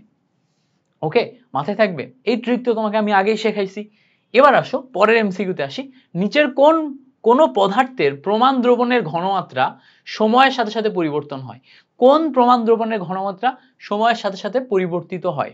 সো প্রাইমারি স্ট্যান্ডার্ড পদার্থের ঘনমাত্রা সময়ের সাথে সাথে পরিবর্তিত হয় না, সেকেন্ডারি স্ট্যান্ডার্ড পদার্থের ঘনমাত্রা সময়ের সাথে সাথে পরিবর্তিত হয়। তাহলে এখানে আমাদের দেখতে হবে কোনটি সেকেন্ডারি স্ট্যান্ডার্ড পদার্থ। ভালো করে খেয়াল করলে দেখবা এইটা প্রাইমারি, কারণ সি আছে, এইটাই সি আছে এটাও প্রাইমারি, এইটাই সি আছে এটাও প্রাইমারি। তাহলে কেবলমাত্র সেকেন্ডারি হচ্ছে এইটা, আর সেকেন্ডারি স্ট্যান্ডার্ড পদার্থের ঘনমাত্রা সময়ের সাথে সাথে পরিবর্তিত হয়। যে সেকেন্ডারি স্ট্যান্ডার্ড পদার্থ তার ঘনমাত্রা সময়ের সাথে সাথে পরিবর্তিত হয়। সো এখান থেকে আমরা সেকেন্ডারি স্ট্যান্ডার্ড পদার্থের ঘনমাত্রা পেয়ে গেলাম। ওকে, তাহলে সেকেন্ডারি স্ট্যান্ডার্ড পদার্থের ঘনমাত্রা সময়ের সাথে সাথে পরিবর্তিত হয়, এটা আমরা বুঝতে পারলাম। পরে আসো, পরে বলছে এত molarity 0.1 molarity caustic soda 3 ml 0.1 molarity caustic soda দ্রবণে 1 মোলারিটি 0.3 ml কস্টিক সোডা দ্রবণ যোগ করা হলো, মিশ্রিত দ্রবণের ঘনমাত্রা কত কত ppm এককে কত? তাহলে দেখো প্রথমে আমাদের একটা কস্টিক সোডা দ্রবণ দেয়া আছে, তার সাথে আরেকটা কস্টিক সোডা দ্রবণ দিছি, আমরা যোগ করছি, মিশ্রিত দ্রবণের ঘনমাত্রা বের করতে হবে। মাথায় রাখবো মিশ্রিত দ্রবণের ঘনমাত্রা বের করার ফর্মুলা হচ্ছে S ইকুয়ালস টু উপরে যাবে S1V1 প্লাস S2V2, নিচে যাবে V1 প্লাস V2।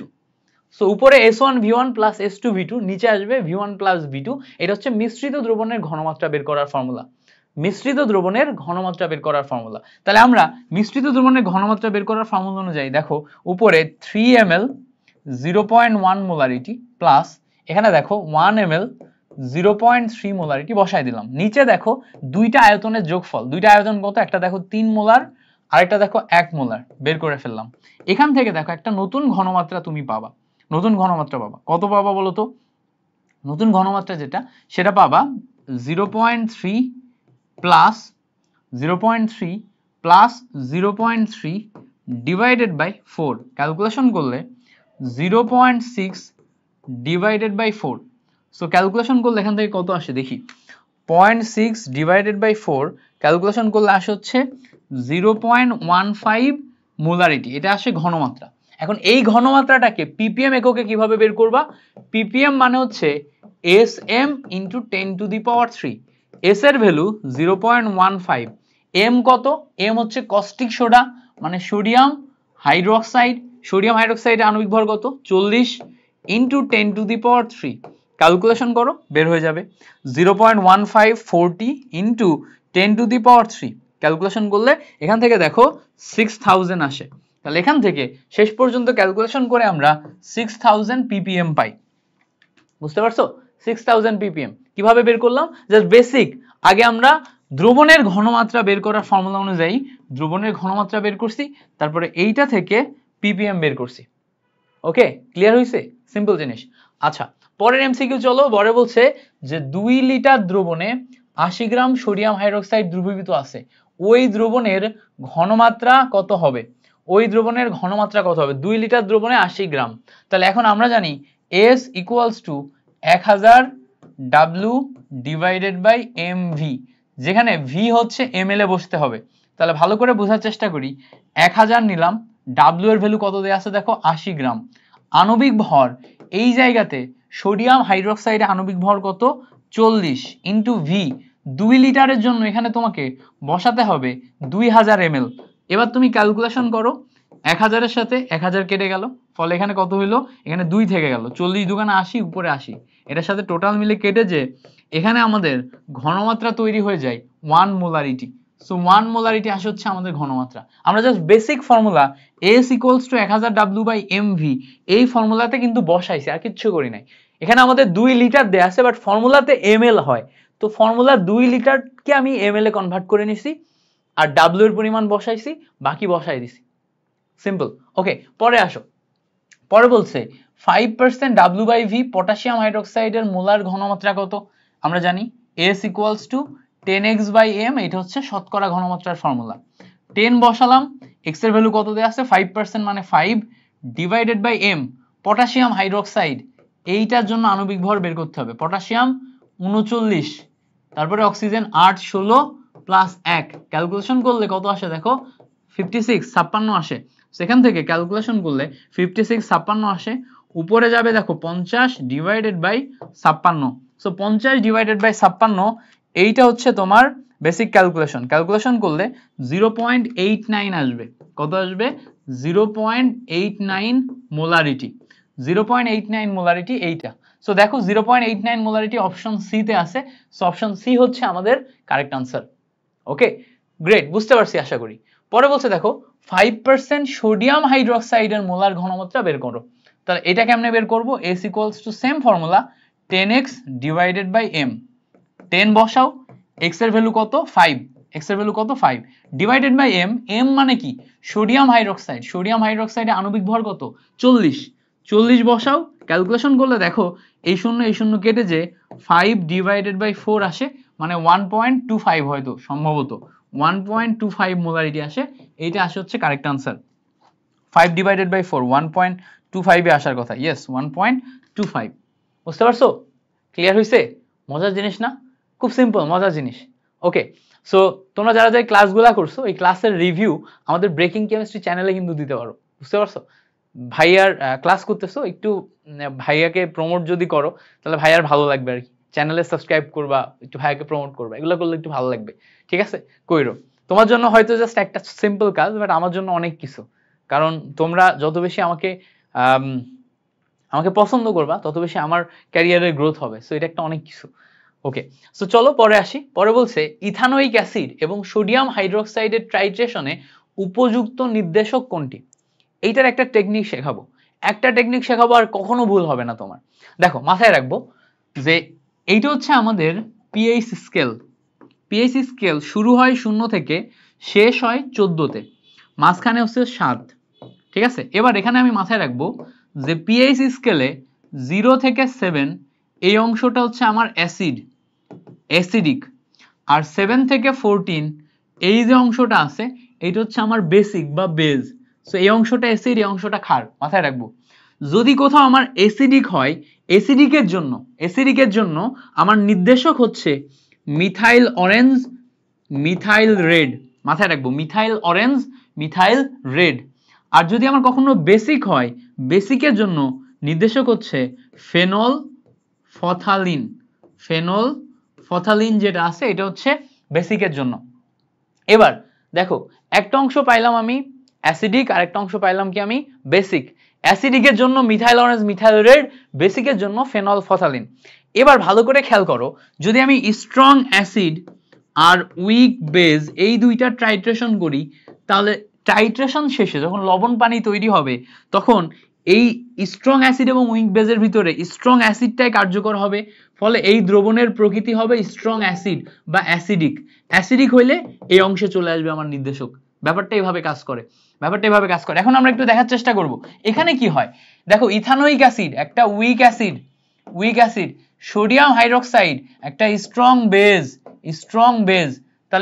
বেজ, তাহলে উইক অ্যাসিডের সাথে স্ট্রং বেজ যদি বিক্রিয়া করাও তাহলে দ্রবণের প্রকৃতি হবে হচ্ছে বেসিক, যেটা স্ট্রং তার মতো প্রকৃতি হয়, তুমি যদি এমনি নরমালি বিক্রিয়া করাও, দেখো CH3COOH এবং সোডিয়াম হাইড্রোক্সাইড বিক্রিয়া শেষে আমার তৈরি করবে CH3COONA। এইটার যে প্রকৃতি, এই প্রকৃতি হবে হচ্ছে বেসিক প্রকৃতি মানে কি, এই স্ট্রংটার প্রকৃতিতে হবে। তাহলে বেসিক প্রকৃতি যদি হয় তাহলে বলো তো এই সাইডে আসবে না এই সাইডে আসবে? অবশ্যই বেজ বা ক্ষারের প্রকৃতি হলে এই সাইডে যাবে। এই সাইডে গেলে আমার কি নির্দেশক হচ্ছে ফেনলফথালিন। তো দেখো এখান থেকে আমরা নির্দেশক দাগাইতে পারবো ফেনলফথালিন। নির্দেশক কাকে দাগাইতে পারবো? ফেনলফথালিন। ক্লিয়ার হইছে? একদম 100% ক্লিয়ার করতে হবে, 100% ক্লিয়ার করতে হবে, একটুও কনফিউশন যাতে না থাকে। তাহলে আমরা নির্দেশক পাচ্ছি কে? ফেনলফথালিন। ওকে, গ্রেট। এই পর্যন্ত আমরা ক্লিয়ার করে ফেলছি। আচ্ছা, এখানে আমাদের একটু রেঞ্জও মাথায় রাখতে হয়। যেমন হচ্ছে মিথাইল অরেঞ্জ মিথাইল রেড, এইটার রেঞ্জ থাকে হচ্ছে 3 থেকে 5 এর ভিতর, হ্যাঁ। আর ফেনলফথালিন এইটার রেঞ্জ থাকে হচ্ছে 8 থেকে 10 এর ভিতর। এই দুইটা রেঞ্জ মাথায় রাখলে আমাদের রেঞ্জ থেকে যদি এমসিকিউ আসে সেটাও আমরা যত পারি, যে যদি জিজ্ঞেস করে যে এইটার রেঞ্জ কেমন, তাহলে একটা হচ্ছে 3 থেকে 5 আর একটা হচ্ছে 8 থেকে 10। এই দুইটা রেঞ্জ থাকলে আর কখনো ভুল হবে না। এই এমসিকিউ টেকনিকটা আমরা শিখে ফেললাম। পরে বলছে দেখো সমান আয়তনের 0.1 মোলারিটি সোডিয়াম হাইড্রোক্সাইড এবং তোমার বলছে সালফিউরিক অ্যাসিড দ্রবণের মিশ্রণের প্রকৃতি কি রূপ হবে। এবার এখানে ভালো করে খেয়াল করো, সোডিয়াম হাইড্রোক্সাইড আছে আর এখানে সালফিউরিক অ্যাসিড আছে। সোডিয়াম হাইড্রোক্সাইডে হাইড্রক্সিল আয়ন একটা, সালফিউরিক অ্যাসিডে হাইড্রোজেন প্লাস আয়ন দুইটা। এই জায়গায় তফাৎ, এখানে একটা এখানে দুইটা। তার মানে এখানে যেহেতু একটা হাইড্রোজেন প্লাস আয়ন বেশি, দ্রবণটা হবে হচ্ছে অ্যাসিডিক। দ্রবণটা কি হবে? অ্যাসিডিক মানে কি? অম্লীয়। তার মানে এই যে দ্রবণ, এই দ্রবণটাকে তুমি কি বলতে পারবা? অম্লীয়। এবার বলবা ভাই বাকি অংশগুলা কি হইলো? দেখো সোডিয়াম হাইড্রোক্সাইড এবং সালফিউরিক অ্যাসিড এই উভয়ের জন্য সম আয়তন প্রযোজ্য, ঘনমাত্রা সমান প্রযোজ্য। তাহলে সমান আয়তন সমান ঘনমাত্রা, ওইটা আমাদের আর দেখার দরকার পড়তেছে না। আমরা দেখব হাইড্রক্সিল মাইনাস আয়ন আর হাইড্রোজেন প্লাস আয়ন এই দুইটার তারতম্য, কার বেশি কার কম। তাহলে এখানে আমাদের হাইড্রক্সিল মাইনাস আয়ন যেটা আছে এটা একটা, হাইড্রোজেন প্লাস আয়ন দুইটা হাইড্রোজেন প্লাস আয়ন মানে হচ্ছে আমাদের হাইড্রোজেন প্লাস আয়ন বেশি। আর হাইড্রোজেন প্লাস আয়ন যখন আমাদের বেশি তখন আমাদের দ্রবণ কি? অম্লীয়। মাথায় থাকে যেন। আচ্ছা পরে আসো, পরের এমসিকিউ বলছে মৃদু অ্যাসিড মানে কি? উইক অ্যাসিড প্লাস সবল ক্ষার মানে স্ট্রং বেজ। তাহলে উইক অ্যাসিড এবং স্ট্রং বেজ এই দুইটার বিক্রিয়া শেষে তোমার দ্রবণের প্রকৃতি হবে হচ্ছে বেসিক বা ক্ষারীয় প্রকৃতির। তাহলে ক্ষারীয় প্রকৃতির হলে আমার নির্দেশক কে হয়? আমি বলে দিছিলাম ক্ষারীয় প্রকৃতির হলে ফেনলফথালিন হয়, তাহলে এই জায়গা থেকে আমরা দাগাইতে পারবো ফেনলফথালিন। বেসিক হইলেই ফেনলফথালিন আর অ্যাসিডিক হইলেই কি? Methyl orange methyl red. ফেনলফথালিনের ক্ষেত্রে আমাদের 8 থেকে 10 আসে হচ্ছে রেঞ্জ, পিএইচ রেঞ্জ কত আসে? 8 থেকে 10।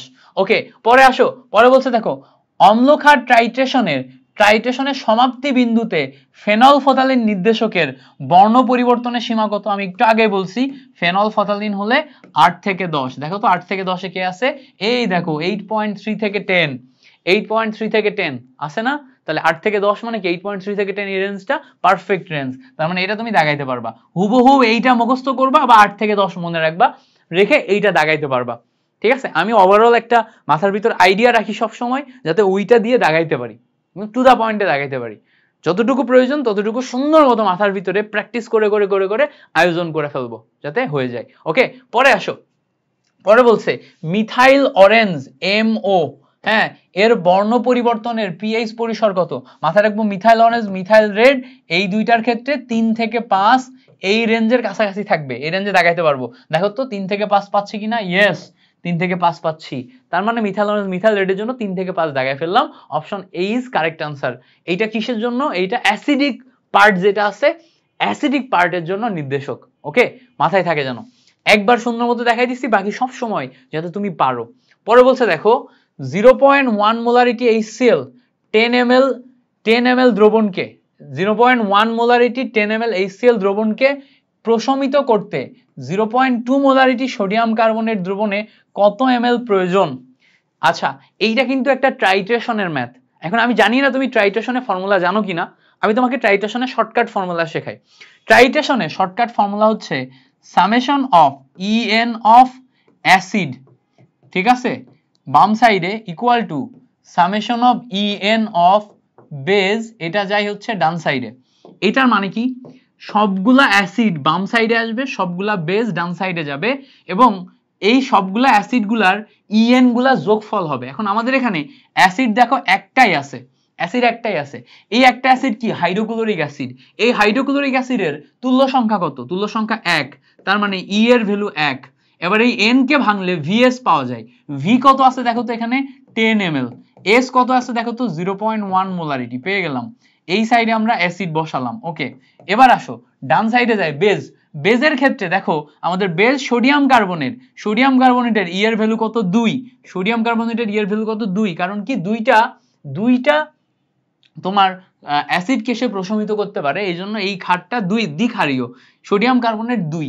আচ্ছা, 2 হইল, বা সোডিয়াম কার্বনেট থেকে দেখতে পাচ্ছ 2টা সোডিয়াম হাইড্রোক্সাইডে পরিণত হইতে পারে সে, সো সোডিয়াম কার্বনেট 2। এই সোডিয়াম কার্বনেটের এই N কে ভাঙলে VS পাওয়া যায়। N equals two VS formula আছে না, VS পাওয়া যায়। এই জায়গা থেকে S এর ভ্যালু দেখো 0.2 মোলারিটি। তাহলে এখানে V এর ভ্যালু কত? V এর ভ্যালু আমি জানি না। এই সাইডে যেহেতু V এর ভ্যালু ml এ নিছি, এই সাইডেও V এর ভ্যালু ml এই বসবে। এই সাইডে মোলারিটি হলে এই সাইডে মোলারিটি, এই সাইডে V ml হলে এই সাইডেও ml। এবার দেখো ক্যালকুলেশন যদি আমি করি তাহলে কত আসে? এই 0.1 মানে 1/10, 1/10 আর 1/10 কেটে যায়, এটা কেটে যায়। ওকে, শিওর। তাহলে V ml ইকুয়ালস টু আমার তৈরি হয় হচ্ছে 1 ডিভাইডেড বাই 2 ইন্টু 0.2। 2 ইন্টু 0.2, এটার মানে কি 0.2 মানে 2 ডিভাইডেড বাই 10, মানে 2 উপরে যায় 10, নিচে যায় 4। তাহলে ক্যালকুলেশন করলে এটার সাথে ক্যালকুলেশন করলে 5 আসে, এটার সাথে ক্যালকুলেশন করলে 2.5 মোলারিটি আসে। সো এখান থেকে ml মানে 2.5 ml আসে। এখান থেকে ক্যালকুলেশন করে শেষ পর্যন্ত আমি 2.5 ml পাই। এটা হচ্ছে টাইট্রেশনের একদম shortcut formula for MCQ. Shortcut formula for MCQ. আমি জানি আমি দ্রুত গেছি, এই বেসিক যদি তোমাকে শেখাইতে হয় আমি সুন্দর মতো একটা বেসিক ক্লাসে শেখাইতে পারবো। বেসিক ক্লাস একটা দেওয়ার চেষ্টা করব পরিমাণগতের উপর, একটা ওয়ান শট ক্লাসের মাধ্যমে পরিমাণগত দফারফা করে ফেলতে পারবা। বিলিভ মি, মিল্টন ভাইয়া আছে, কোনো সমস্যা নেই। বাট এই যে টাইট্রেশনের ম্যাথটা আমি তোমাকে করাইলাম, এর চেয়ে সহজ মেথড আর নাই। কি করলাম? সমস্ত অ্যাসিড গুলাকে বাম সাইড নিছি, সমস্ত ক্ষার গুলাকে ডান সাইডে নিছি, দ্যাটস ইট। সমস্ত অ্যাসিড গুলাকে বাম সাইডে, সমস্ত ক্ষার গুলাকে ডান সাইডে নিছি, এইটুকুই যথেষ্ট। ওকে, দ্যাটস ইট। ওকে, এই পর্যন্ত আমরা বুঝতে পারছি। পরের এমসিকিউতে আসি। 52 নাম্বার কি বলছে? 52 নাম্বার বলছে দেখো, নিচের কোনটি লুইস অ্যাসিড বা অম্ল? লুইস অ্যাসিডের বৈশিষ্ট্য কি? অ্যাসিডের বৈশিষ্ট্য হচ্ছে লন পেয়ার ইলেকট্রন অ্যাকসেপ্ট করতে পারে। যারা লন পেয়ার ইলেকট্রন অ্যাকসেপ্ট করতে পারে তারা অ্যাসিড। আমি এভাবে মনে রাখি, অ্যাসিডের এ আর অ্যাকসেপ্টের এ, অ্যাসিডের এ আর অ্যাকসেপ্টের এ। যারা লন পেয়ার ইলেকট্রন অ্যাকসেপ্ট করতে পারে তারা হচ্ছে অ্যাসিড। তাহলে এখানে লন পেয়ার ইলেকট্রন অ্যাকসেপ্ট করতে পারবে কারা? অবশ্যই ইলেকট্রন অ্যাকসেপ্ট করতে গেলে হয় তাকে প্লাস হইতে হবে, নতুবা তাকে হচ্ছে ডি অরবিটাল ফাঁকা থাকতে হবে। তো ভালো করে খেয়াল করো, এখানে এক জোড়া মুক্ত জোড় ইলেকট্রন আছে, এ অ্যাকসেপ্ট করতে পারবে না। এখানে 2 জোড়া মুক্ত জোড় ইলেকট্রন আছে, এও অ্যাকসেপ্ট করতে পারবে না। এখানেও 2 জোড়া মুক্ত জোড় ইলেকট্রন আছে, অ্যাকসেপ্ট করতে পারবে না। অ্যালুমিনিয়াম ক্লোরাইডে ডি অরবিটাল ফাঁকা আছে, কার? অ্যালুমিনিয়ামের। অ্যালুমিনিয়াম ক্লোরাইডে অ্যালুমিনিয়ামের ডি অরবিটাল ফাঁকা থাকায় এ অ্যাকসেপ্ট করতে পারবে। তাহলে লন পেয়ার ইলেকট্রন অ্যাকসেপ্ট করতে পারে aluminium chloride, iron chloride, sulphur dioxide, এগুলা। এই জন্য এরা হচ্ছে লুইস অ্যাসিড, মাথায় থাকে যেন।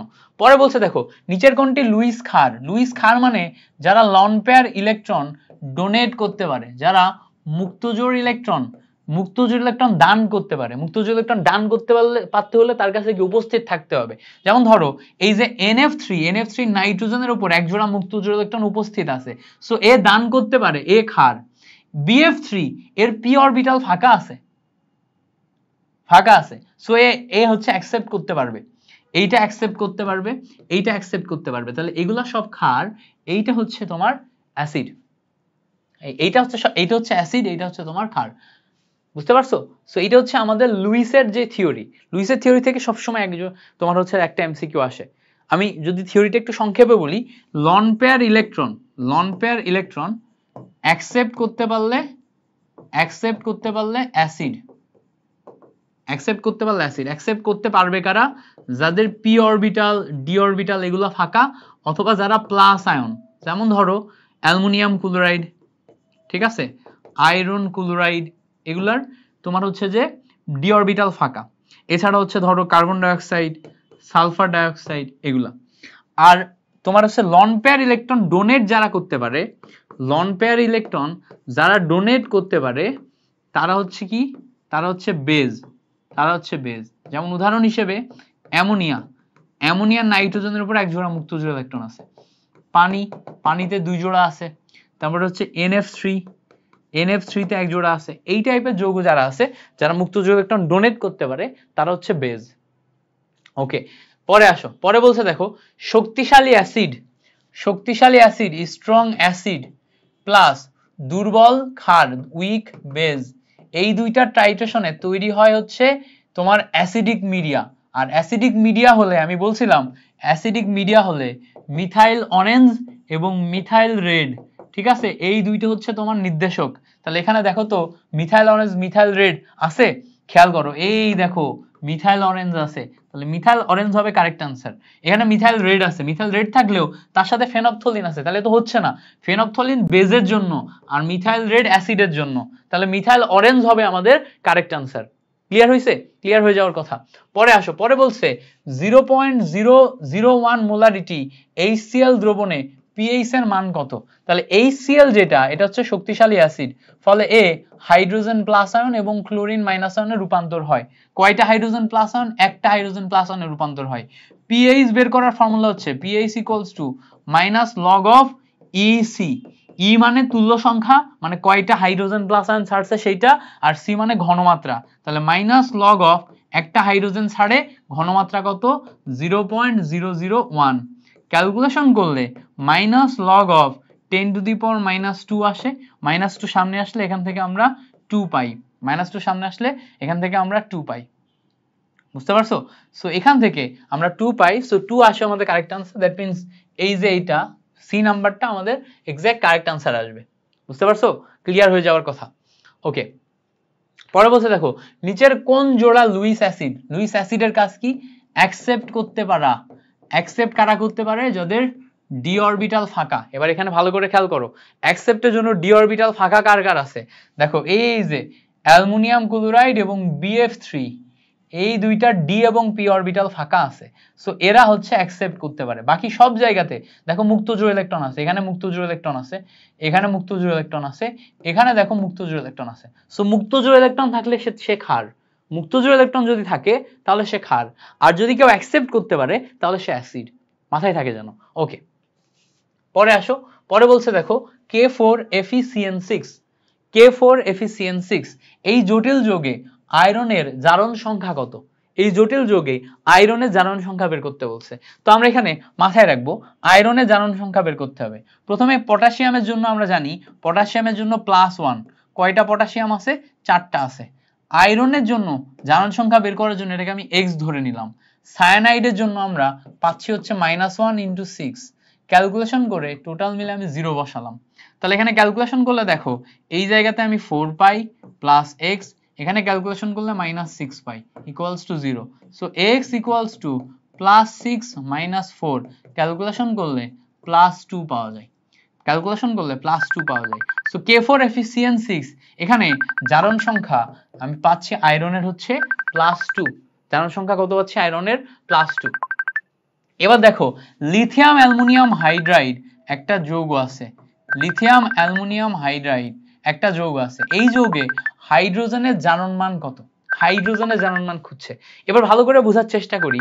আমরা জানি অ্যালুমিনিয়ামের জারণ মান হচ্ছে +3, অ্যালুমিনিয়ামের জারণ মান কত, +3।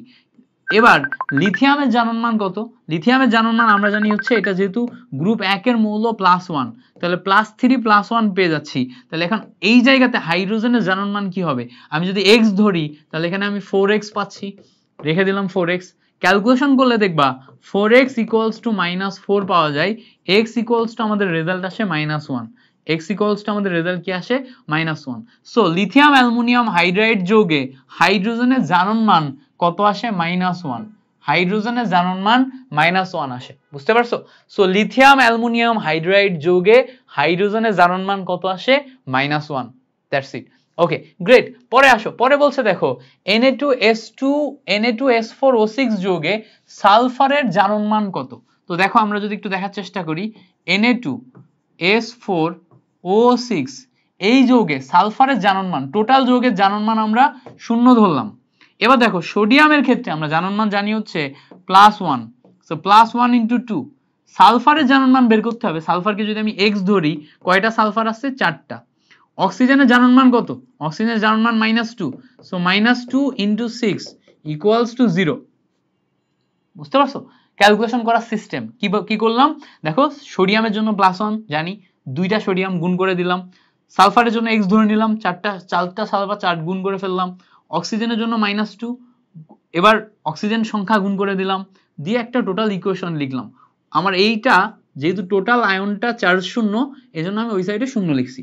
এবার ক্যালকুলেশন করলে দেখো 4x = এই জায়গায় গুণ করলে 6 × 2 = 12, এই জায়গায় গুণ করলে +2 = 0 আসে। পরের লাইনে 4x = এটাকে ওই সাইডে নিয়ে গেলে 10 এর থেকে 2 বাদ দিলে, এই 12 থেকে 2 বাদ দিলে 10 আসে।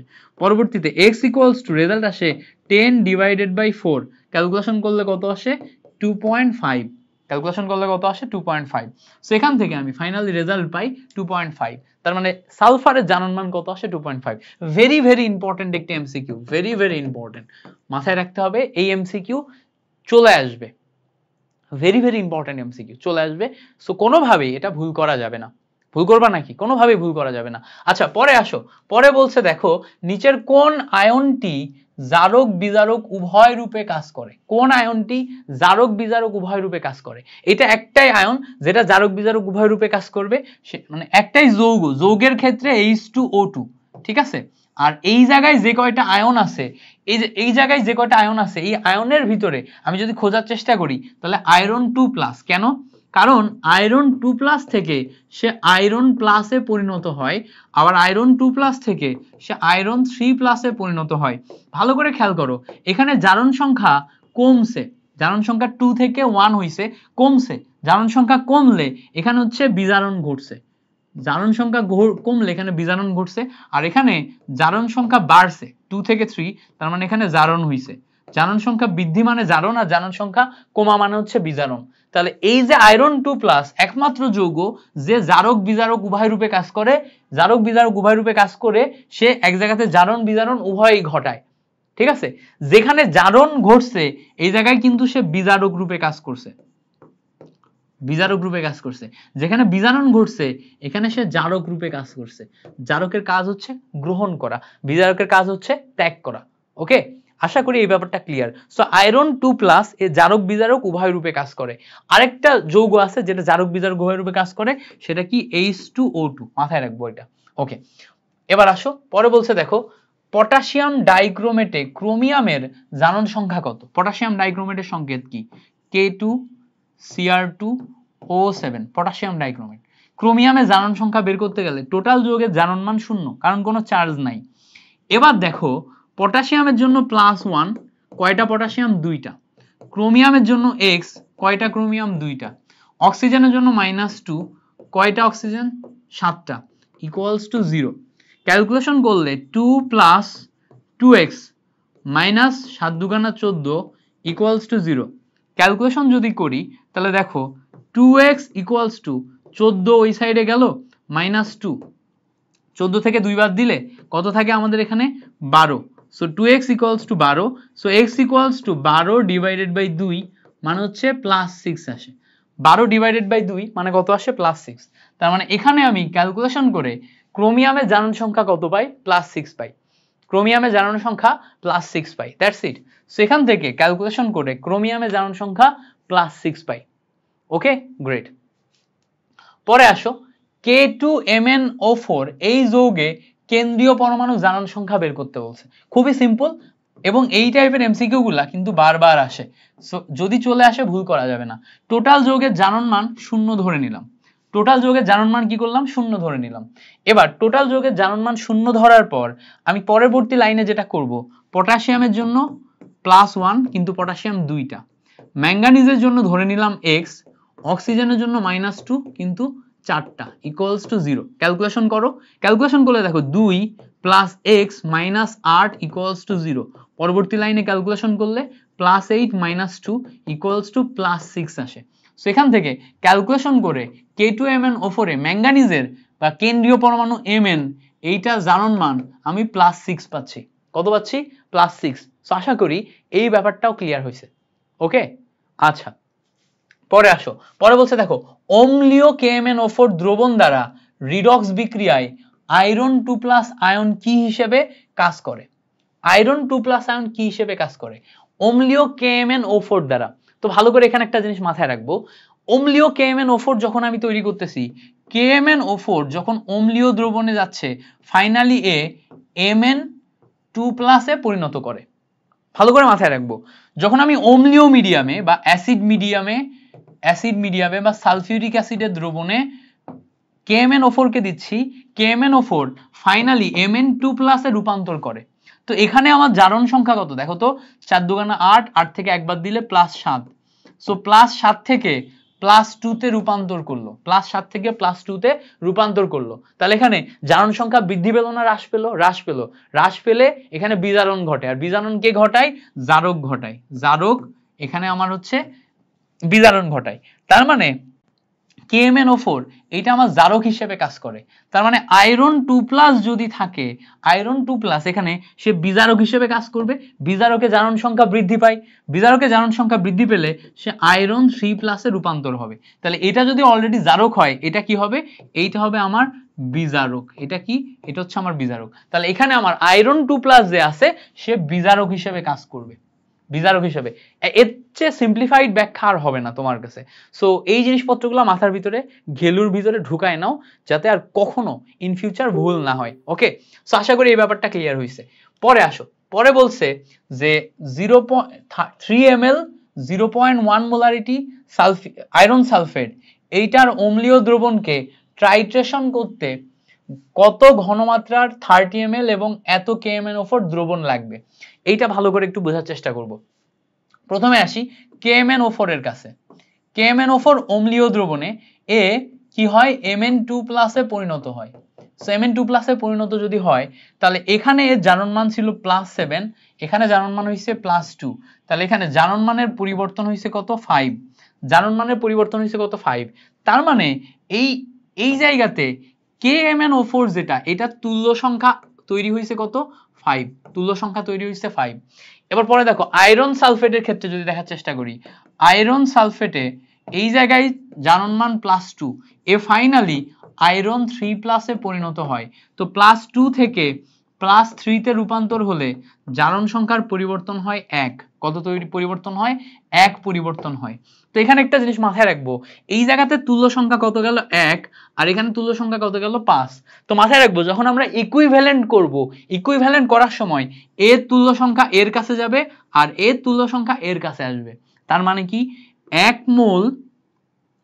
মোল KMnO4 ইকুইভ্যালেন্ট 5 মোল আয়রন সালফেট। কেমনে করলাম দেখো, এই 5 কার তুল্য সংখ্যা ছিল, KMnO4, তাহলে এর তুল্য সংখ্যা এর সামনে গেছে আর এর তুল্য সংখ্যা এর সামনে আসছে।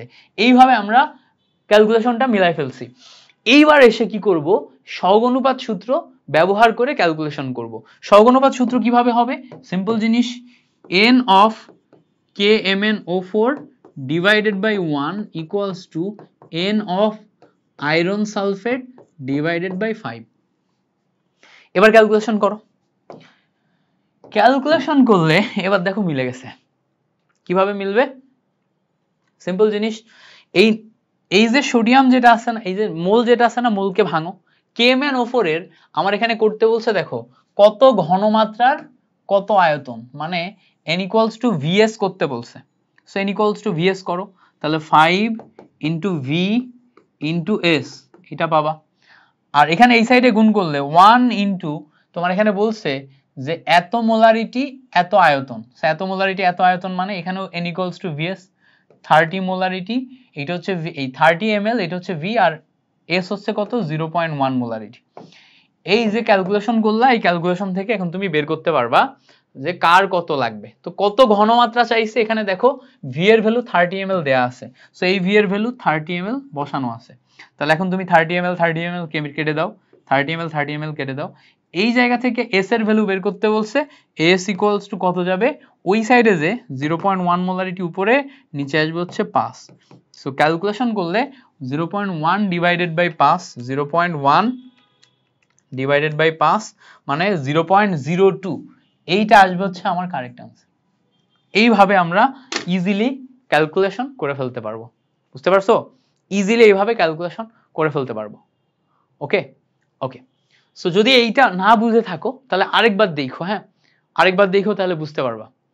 আমি একদম সিম্পলিফাইড ওয়েতে ব্যাখ্যা করার চেষ্টা করছি, এবং এগুলার বেসিক তো বেসিক ক্লাস না হইলে তো শেখাইতে পারতেছি না। MCQ সলভ ক্লাসে সমস্ত বেসিক ক্লাসটা দেখো, বেসিক ক্লাসও দেখাই দিব এগুলা। ওকে, পরে আসো, নিচের কোন যৌগের জারণ সংখ্যা ও যোজনী সমান? এটা হচ্ছে CCl4, এই একটাই যৌগ, এটা মাথায় রাখবা। এর হচ্ছে জারণ সংখ্যা আর যোজনী সমান। কেন? কার্বনের জারণ সংখ্যা হচ্ছে 4, ঠিক আছে, আর কার্বনের এই যোজ্যতা স্তরে দেখো 4টা ক্লোরিন পরমাণু বা মানে এক যোজী মৌল যুক্ত অবস্থায় আছে। সো এর যোজনীয় 4, এর জারণ সংখ্যাও 4। হ্যাঁ, CCl4 এর ক্ষেত্রে জারণ সংখ্যা যোজনী সমান, এটা আমরা মাথায় রাখবো। আচ্ছা, পরে বলছে দেখো এই জায়গাতে এই যে যৌগটা দিছে, যৌগটা কি CONH3 3+ আয়নটিতে কেন্দ্রীয় পরমাণু জারণ মান বের করো। তো আমরা একটু দেখার চেষ্টা করি। এখানে টোটাল যৌগের জারণ মান, এই পাওয়ার আয়ন যেহেতু দেয়া আছে তাহলে +3 আছে, +3 বসাইলাম। কোবাল্টের ক্ষেত্রে আমরা জানি, কোবাল্টের ক্ষেত্রে জারণ মান বের করা লাগবে, এটা হচ্ছে X। অ্যামোনিয়া একটা হচ্ছে টোটাল যৌগ, যেই যৌগের কোনো আয়ন নাই। সো এটা একটা সুস্থিত যৌগ, আয়ন না থাকায়, আয়ন না হয়, এর যে যোজনী, এর যোজনী হচ্ছে 0। তাহলে অ্যামোনিয়া 0 আসে, কয়টা অ্যামোনিয়া আছে? 6। এই হচ্ছে ক্যালকুলেশন আসে, শেষ পর্যন্ত ক্যালকুলেশন করে X = +3 পাওয়া যায়। সো এখান থেকে আমি ক্যালকুলেশন করে টোটাল যৌগ CONH3 3+ যৌগের কেন্দ্রীয় পরমাণু কোবাল্টের জারণ মান +3 পাচ্ছি। আচ্ছা, পরে বলছে দেখো নিচের কোনটি জারণ বিজারণ বিক্রিয়া রূপে গণ্য করা হয়? সো জারণ বিজারণ বিক্রিয়া রূপে গণ্য করতে গেলে তোমার জারণ সংখ্যা বৃদ্ধি এবং জারণ সংখ্যা হ্রাস পেতে হবে। অক্সিডেশন নাম্বার বা জারণ সংখ্যা এইটা বৃদ্ধি এবং এইটা হ্রাস পেতে হবে। একটা হচ্ছে ইনক্রিজ আর একটা হচ্ছে ডিক্রিজ বা রিডিউস। সো ইনক্রিজ আর ডিক্রিজ হইতে হবে, তাহলে আমি সেই জায়গাতে তোমার জারণ বিজারণ বিক্রিয়া বলতে পারবো। তো ভালো করে একটু খেয়াল করো, এই যে লাস্ট বিক্রিয়াটার দিকে তাকাও। এখানে আমার ক্লোরিনের জারণ সংখ্যা 0, যেহেতু ক্লোরিন অণু আকারে আছে, জারণ সংখ্যা 0। এবার এখানে খেয়াল করো, এই ক্লোরিনের জারণ সংখ্যা -1, আর এই জায়গায় খেয়াল করলে দেখবা এই ক্লোরিনের জারণ সংখ্যা +1। তাহলে খেয়াল করো 0 থেকে -1 মানে কি হইছে? ডিক্রিজ হইছে। আবার 0 থেকে +1 মানে কি হইছে? ইনক্রিজ হইছে। তার মানে এই যৌগের ভিতরে জারণ বিজারণ উভয় সম্পন্ন হইছে না? তো কোন একটা যৌগের ভিতরে জারণ বিজারণ উভয় সম্পন্ন যদি হয়, তাহলে সেই যৌগকে বলতে পারবো এখানে জারণ বিজারণ উভয় হিসেবে কাজ করছে বা জারণ বিজারণ বিক্রিয়া হইছে।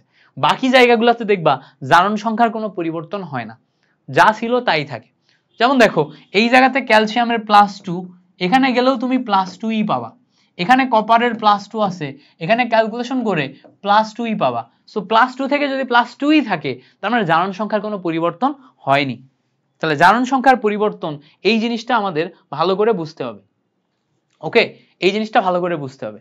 আচ্ছা, পরে আসো, পরে বলছে দেখো কপার সালফেটের সাথে পটাশিয়াম আয়োডাইড, কপার সালফেট এটার সাথে পটাশিয়াম আয়োডাইড, এইটা বিক্রিয়া করে Cu2I2 আয়োডিন পটাশিয়াম সালফেট, এই বিক্রিয়াটিতে বিজারক কোনটি? বিজারক মানে কি? বিজারকের কাজ হচ্ছে জারণ ঘটানো।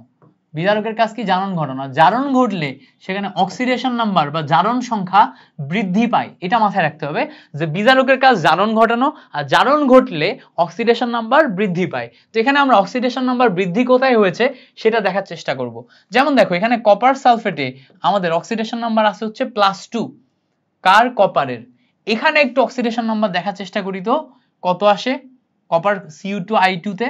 তো দেখো যদি দেখার চেষ্টা করি 2x + 2 = 0, সো x = আমাদের রেজাল্ট আসে -1। সো এখানে +2 থেকে -1 এ রূপান্তর হয়। এবার এখানে ভালো করে দেখার চেষ্টা করো, এখানে পটাশিয়াম আয়োডাইডের আয়োডিনের জারণ সংখ্যা আসে হচ্ছে -1, এখানে আসে হচ্ছে 0। তো ভালো করে খেয়াল করলে দেখবা +2 থেকে -1 এটা অক্সিডেশন নাম্বার কি করলো বলো তো? হ্রাস করলো, অক্সিডেশন নাম্বার হ্রাস করলো। আর এখানে দেখো -1 থেকে 0 মানে এখানে অক্সিডেশন নাম্বার বাড়িয়ে ফেললো। -1 থেকে 0 মানে অক্সিডেশন নাম্বার বাড়িয়ে ফেললো। সো -1 থেকে 0 করলে অক্সিডেশন নাম্বার বাড়তেছে, তার মানে আমরা দেখতে পাচ্ছি পটাশিয়াম আয়োডাইড থেকে আয়োডিন এই যৌগে আমার জারণ ঘটছে, এটি বিজারক রূপে কাজ করছে। সেখানে আমি লিখতে পারবো পটাশিয়াম আয়োডাইড বা আয়োডিন মাইনাস যে আয়নটা আছে এইটা হচ্ছে আমার বিজারক রূপে কাজ করছে। আয়োডিন মাইনাস কেন বলতেছি? কারণ এই আয়োডিন মাইনাস হওয়ার কারণ হচ্ছে এই জায়গায় এই পটাশিয়াম আয়োডাইডের যে আয়োডিন আছে এটা তো মাইনাস আয়ন রূপেই আছে, তাই না? এটা তো মাইনাস আয়ন রূপে আছে। সো এইটা আমার এখানে বিজারক রূপে কাজ করতেছে। পরে বলছে দেখো 9.5 গ্রাম আয়রন সালফেট এইটাকে জারিত করতে 1 মোলারিটি KMnO4 দ্রবণের কত ml প্রয়োজন? তো এইটা কেমনে করবা? সেম প্রসেস আগে যেভাবে করছিলাম। তোমার এখানে মাথায় রাখতে হবে যে এর জারণ এর তুল্য সংখ্যা প্লাস, এর তুল্য সংখ্যা 5 আর এর তুল্য সংখ্যা 1, তাহলে তুল্য সংখ্যা দিয়েও যদি করো summation of En of iron sulphate equals to En of KMnO4 এভাবে করতে হবে, মানে একটা জারক একটা বিজারক হিসেবে কাজ করবে। সো En অফ জারক আর En অফ বিজারক এভাবে যদি বসাও তাহলে এখানে দেখো এই আয়রন সালফেটের তুল্য সংখ্যা তুমি 1 বসালা। এবার এখানে কি দেয়া আছে? 9.5 গ্রাম। সো 9.5 গ্রাম হলে W/M করতে হবে। উপরে দেখো W এর ভ্যালু 9.5 আর নিচে M করতে হবে। M মানে কি? আয়রন সালফেটের M বসাবা। আয়রনের হচ্ছে কত? 55.85, সালফারের 1632। তো আমি একটু ক্যালকুলেশন করে একবারে বসাই। 55.85 প্লাস 32 প্লাস অক্সিজেন 8 16 গুণ 4 ক্যালকুলেশন করলে 151.85 আসে বা 152 আসে। আচ্ছা 152 ধরে নিলাম। এই সাইডে দেখো এই টোটালটা তুল্য সংখ্যা কত? 5 ইন্টু n। n কে ভেঙে আমাদের এখানে বলছে যে 1 মোলারিটি কত ml এর দ্রবণ প্রয়োজন। তাহলে 1 মোলারিটি কত ml দ্রবণ মানে n ইকুয়ালস টু vs করতে হবে।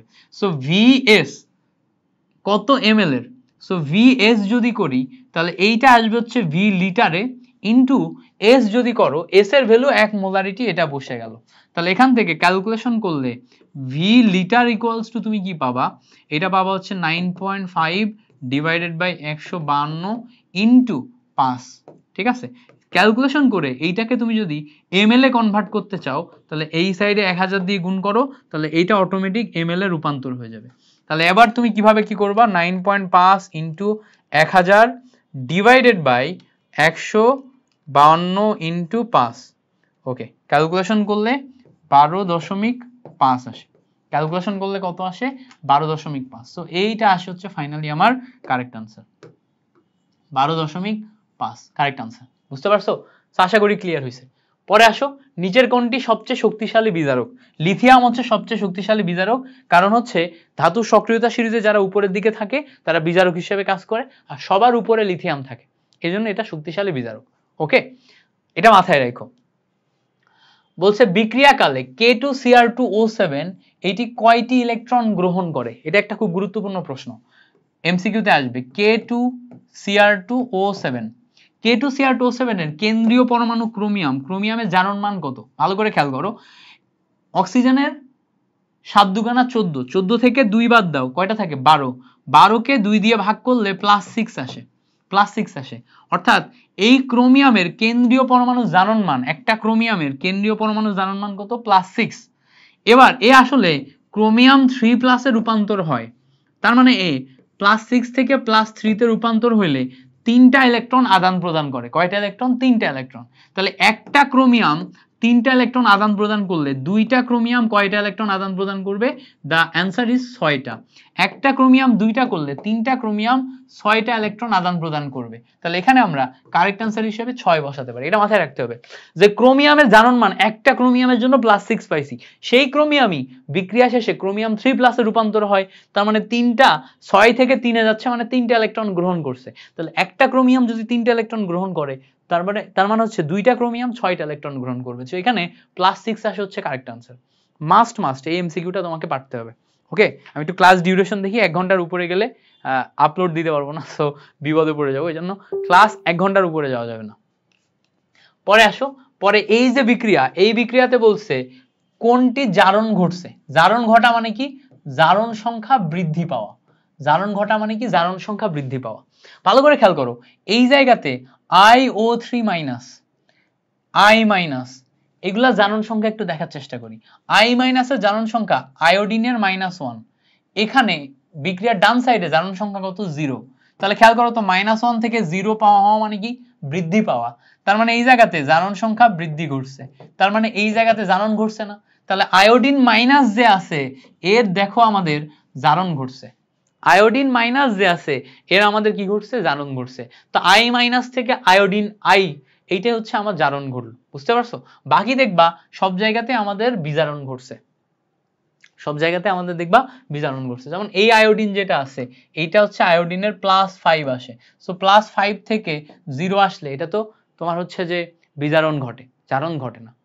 বুঝতে পারছো? ওকে, পরে আসো। পরে বলছে দেখো, অম্লীয় মাধ্যমে KMnO4 কয়টি ইলেকট্রন গ্রহণ করে? অম্লীয় মাধ্যম মানে কি? দেখো, KMnO4 অম্লীয় মাধ্যমে ম্যাঙ্গানিজ 2+ এ রূপান্তর হয়। ম্যাঙ্গানিজ 2+ এ রূপান্তর হয়। এখানে আমার জারণ সংখ্যা কত? এখানে আমার জারণ সংখ্যা +7। +7 থেকে +2 তে রূপান্তর হচ্ছে। তার মানে কয়টা ইলেকট্রন গ্রহণ করছে? 5টা। এবার এইটা অম্লীয় বা অ্যাসিড মাধ্যম না নিয়ে তুমি যদি ক্ষারীয় মাধ্যম নিতা, তাহলে কি হতো? এই সেম KMnO4 ক্ষারীয় মাধ্যমে বা বেজ মিডিয়ামে MnO2 তে রূপান্তর হয়। MnO2 তে রূপান্তর হয়। তাহলে এখানে আমাদের জারণ সংখ্যা +7 ছিল। এখানে খেয়াল করে দেখো, জারণ সংখ্যা আসবে হচ্ছে +4। কত আসবে? +4। খেয়াল করে দেখো, এখানে 4 +4 আসবে জারণ সংখ্যা বের করলে। তাহলে দেখো 7 থেকে 4 যাচ্ছে, তার মানে ক্ষারীয় মাধ্যমে আমার ইলেকট্রন গ্রহণ করছে 3টা। তার মানে অম্লীয় মাধ্যমে ইলেকট্রন গ্রহণ করে 5টা, ক্ষারীয় মাধ্যমে কয়টা? 3টা। তাহলে এখানে আমাদের যেহেতু অম্লীয় মাধ্যম বলছে, উত্তর হবে 5। বুঝতে পারছো? সেম প্রশ্ন এইটাই যদি ক্ষারীয় মাধ্যম বলে, তখন আমি একটু আগে দেখে আসছি, তখন আমাদের উত্তর হবে কত? 3। ক্ষারীয় মাধ্যমে 3, অম্লীয় মাধ্যমে 5। ওকে, এইটার বেসিকটা ক্যালকুলেশন শিখে তারপর মনে রাখবা। মুখস্থ করতে গেলে কিন্তু উল্টায় পাল্টায় ফেলতে পারো। বেসিকটা ক্যালকুলেশন যত পারো খাতায় লিখে লিখে প্র্যাকটিস করবা। ওকে, তাহলেই আর ভুল হবে না। আচ্ছা, পরে বলছে দেখো, SnCl2 এবং HgCl2 এই বিক্রিয়ায় SnCl4 HgCl বিক্রিয়ায় কোনটি জারিত হয়েছে? কোনটি জারিত হয়েছে? যেটা তোমার হচ্ছে বিজারক, সে জারিত হয়, মানে তার জারণ ঘটে। তো জারিত হওয়া মানে জারণ সংখ্যা বৃদ্ধি পাওয়া। তো এখানে ভালো করে খেয়াল করো, এখানে Sn2+ আর এখানে Sn4+। সো Sn2+ থেকে Sn4+, এইটা হলে আমার জারণ সংখ্যা বৃদ্ধি পায়, এইটা হইছে জারিত। মাথায় রাখবো। ওকে, আচ্ছা, পরে বলছে দেখো, পরের যেই কোশ্চেন, নিচের কোনটি জারণ বিজারণ বিক্রিয়া? নিচের কোনটি জারণ বিজারণ বিক্রিয়া? এখানে ক্যালকুলেশন হিসাব করলে দেখবা এইটা আমার জারণ বিজারণ বিক্রিয়া আসে। এই জায়গাতে যেই সালফার, এখানে যে সালফার, এখানে যে সালফার, এইটা হচ্ছে আমার জারণ বিজারণ বিক্রিয়া আসে ওই আগের মতো। এখানে সালফার ক্যালকুলেশন করলে তুমি -2 পাবা, এখানে সালফার ক্যালকুলেশন করলে +4 পাবা, এখানে ক্যালকুলেশন করলে 0 পাবা। সো -2 থেকে 0 মানে বৃদ্ধি পাইছে, +4 থেকে 0 মানে হ্রাস পাইছে, মানে একসাথে জারণ বিজারণ বিক্রিয়া উভয় হিসেবে কাজ করছে। ভেরি ভেরি ইম্পর্টেন্ট এমসিকিউ, মাথায় রাখতে হবে। পরের এমসিকিউ বলছে দেখো, কোনটি জারক বিজারক উভয় রূপে কাজ করে? আমরা জানি H2O2, আমি আগেই লিখে দিছিলাম, H2O2 জারক বিজারক উভয় রূপে কাজ করে। পরে বলছে দেখো, 10 গ্রাম আয়রন সালফেটকে জারিত করতে কত গ্রাম K2Cr2O7 লাগবে? আমি আগেই দেখাই আসছি। কত গ্রামকে কত গ্রাম লাগবে আগেই দেখে আসছি। এইটা হচ্ছে এমসিকিউতে যদি নাও পারো, আমি এটা হচ্ছে তোমাদের ওয়ান শট বেসিক ক্লাস যেটা পরিমাণগতর উপর একটা লম্বা ক্লাস নিব, ওইটাতে দেখাই দিব। কেমন? ওইটাতে দেখাই দিব। ক্লাস ডিউরেশন বড় হয়ে যাচ্ছে, সো আমরা এর চেয়ে বেশি আগাবো না, বাট এটা একটু দেখাই দিই আমি, যদিও বড় হয়ে যাচ্ছে। হ্যাঁ, এটা একটু দেখাই দিই, এটা দেখাই দিই, এটা আসার মতো একটা এমসিকিউ, এটা না দেখালে অন্যায় করা হবে তোমার সাথে, সো এটা দেখাই দিতে হবে। দেখো পরে বলছে, দেখো K2Cr2O7 এবং আয়রন সালফেট, এখানে তুমি যদি রেশিও করো তাহলে কতর সাথে কত হবে। এখন আমরা জানি যখন বিক্রিয়া করবা এইটার তুল্য সংখ্যা আসবে কত, 1, কারণ আয়রন 2+ থেকে আয়রন 3+ হয়েছে। এইটার তুল্য সংখ্যা কত আসবে, এটা আসবে হচ্ছে 6। কেন 6? কেন 6? কারণ আয়রন ক্রোমিয়াম 6 থেকে ক্রোমিয়াম 3 হয়েছে। ক্রোমিয়াম কয়টা আছে, 2টা ক্রোমিয়াম, তাহলে একটা ক্রোমিয়ামে 3টা ইলেকট্রন গ্রহণ করে, 2টা ক্রোমিয়ামে 6টা ইলেকট্রন গ্রহণ করে। এবার দেখো এর এই তুল্য সংখ্যা 1 এর সামনে আসবে, আর এর এই তুল্য সংখ্যা 1 এর সামনে যাবে, তাহলে 1:6 হয়ে যাচ্ছে না, 1:6 হয়ে যাচ্ছে। এখানে আসতেছে 1, এখানে আসতেছে 6, তাহলে 1:6 এইটা আসে আমার কারেক্ট আনসার। বুঝতে পারছো? আগেও দেখাইছি এটা, আগেও দেখাইছি, এটা হচ্ছে এমসিকিউ ট্রিক। এমসিকিউ ট্রিক কয়েকবার দেখাইছি, মাথায় রাখো। সেম ভাবে এই জায়গাতেও তুমি যদি তুল্য সংখ্যার ওখানে বিচার করো, এই জায়গাতে MnO4 মাইনাস কত আসবে, 7, 7 থেকে +2, মানে এর তুল্য সংখ্যা 5 আর এর তুল্য সংখ্যা কত, এর তুল্য সংখ্যা 2, তো এই 2টা এর সামনে যাবে, এই 5টা এর সামনে যাবে, সো ক্যালকুলেশন করলে 2:5 হয়। 2:5 বি নাম্বার আসে হচ্ছে আমার কারেক্ট আনসার। ক্যালকুলেশন করলে 2:5 হয়। ওকে, এর পরবর্তী যেগুলো আছে এগুলো তুমি পারবা, একদম কমন এমসিকিউ, অল্প কয়েকটা আছে পারবা, এগুলো তোমার হোমওয়ার্ক থাকলো। একদম এই সেম বেসিকের এমসিকিউ আমি বহুত করাইছি, তো আগের সব তো রিপিট করাইছি, এখন আর এই কয়টা সময় সংক্ষেপের কারণে আর রিপিট করাচ্ছি না। এর পরের যে কয়টা আছে এটা একটু তুমি হোমওয়ার্ক হিসেবে করে নিও। তোমাদের সবাইকে ধন্যবাদ এই ক্লাসটি মনোযোগ দিয়ে করার জন্য। আর খুব বেশি স্লাইড নাই, আর এখান থেকে হয়তো আমি 8টা-10টা স্লাইড বাদ দিছি, 8টা মতো স্লাইড বাদ দিছি, একদম হুবহু ইজি এমসিকিউ যেগুলো আছে এই কয়টা। তো আশা করব এই স্লাইডগুলা করে তুমি টোটাল চ্যাপ্টারটা কভার করে নিবা। তোমাদের সবাইকে ধন্যবাদ জানিয়ে আমি এই ক্লাসটা এখানেই শেষ করছি। ভাইয়ার জন্য দোয়া কইরো, আর হচ্ছে যে অবশ্যই চ্যানেলের পাশে থাইকো, সাপোর্ট দিও। আল্লাহ হাফেজ, আসসালামু আলাইকুম।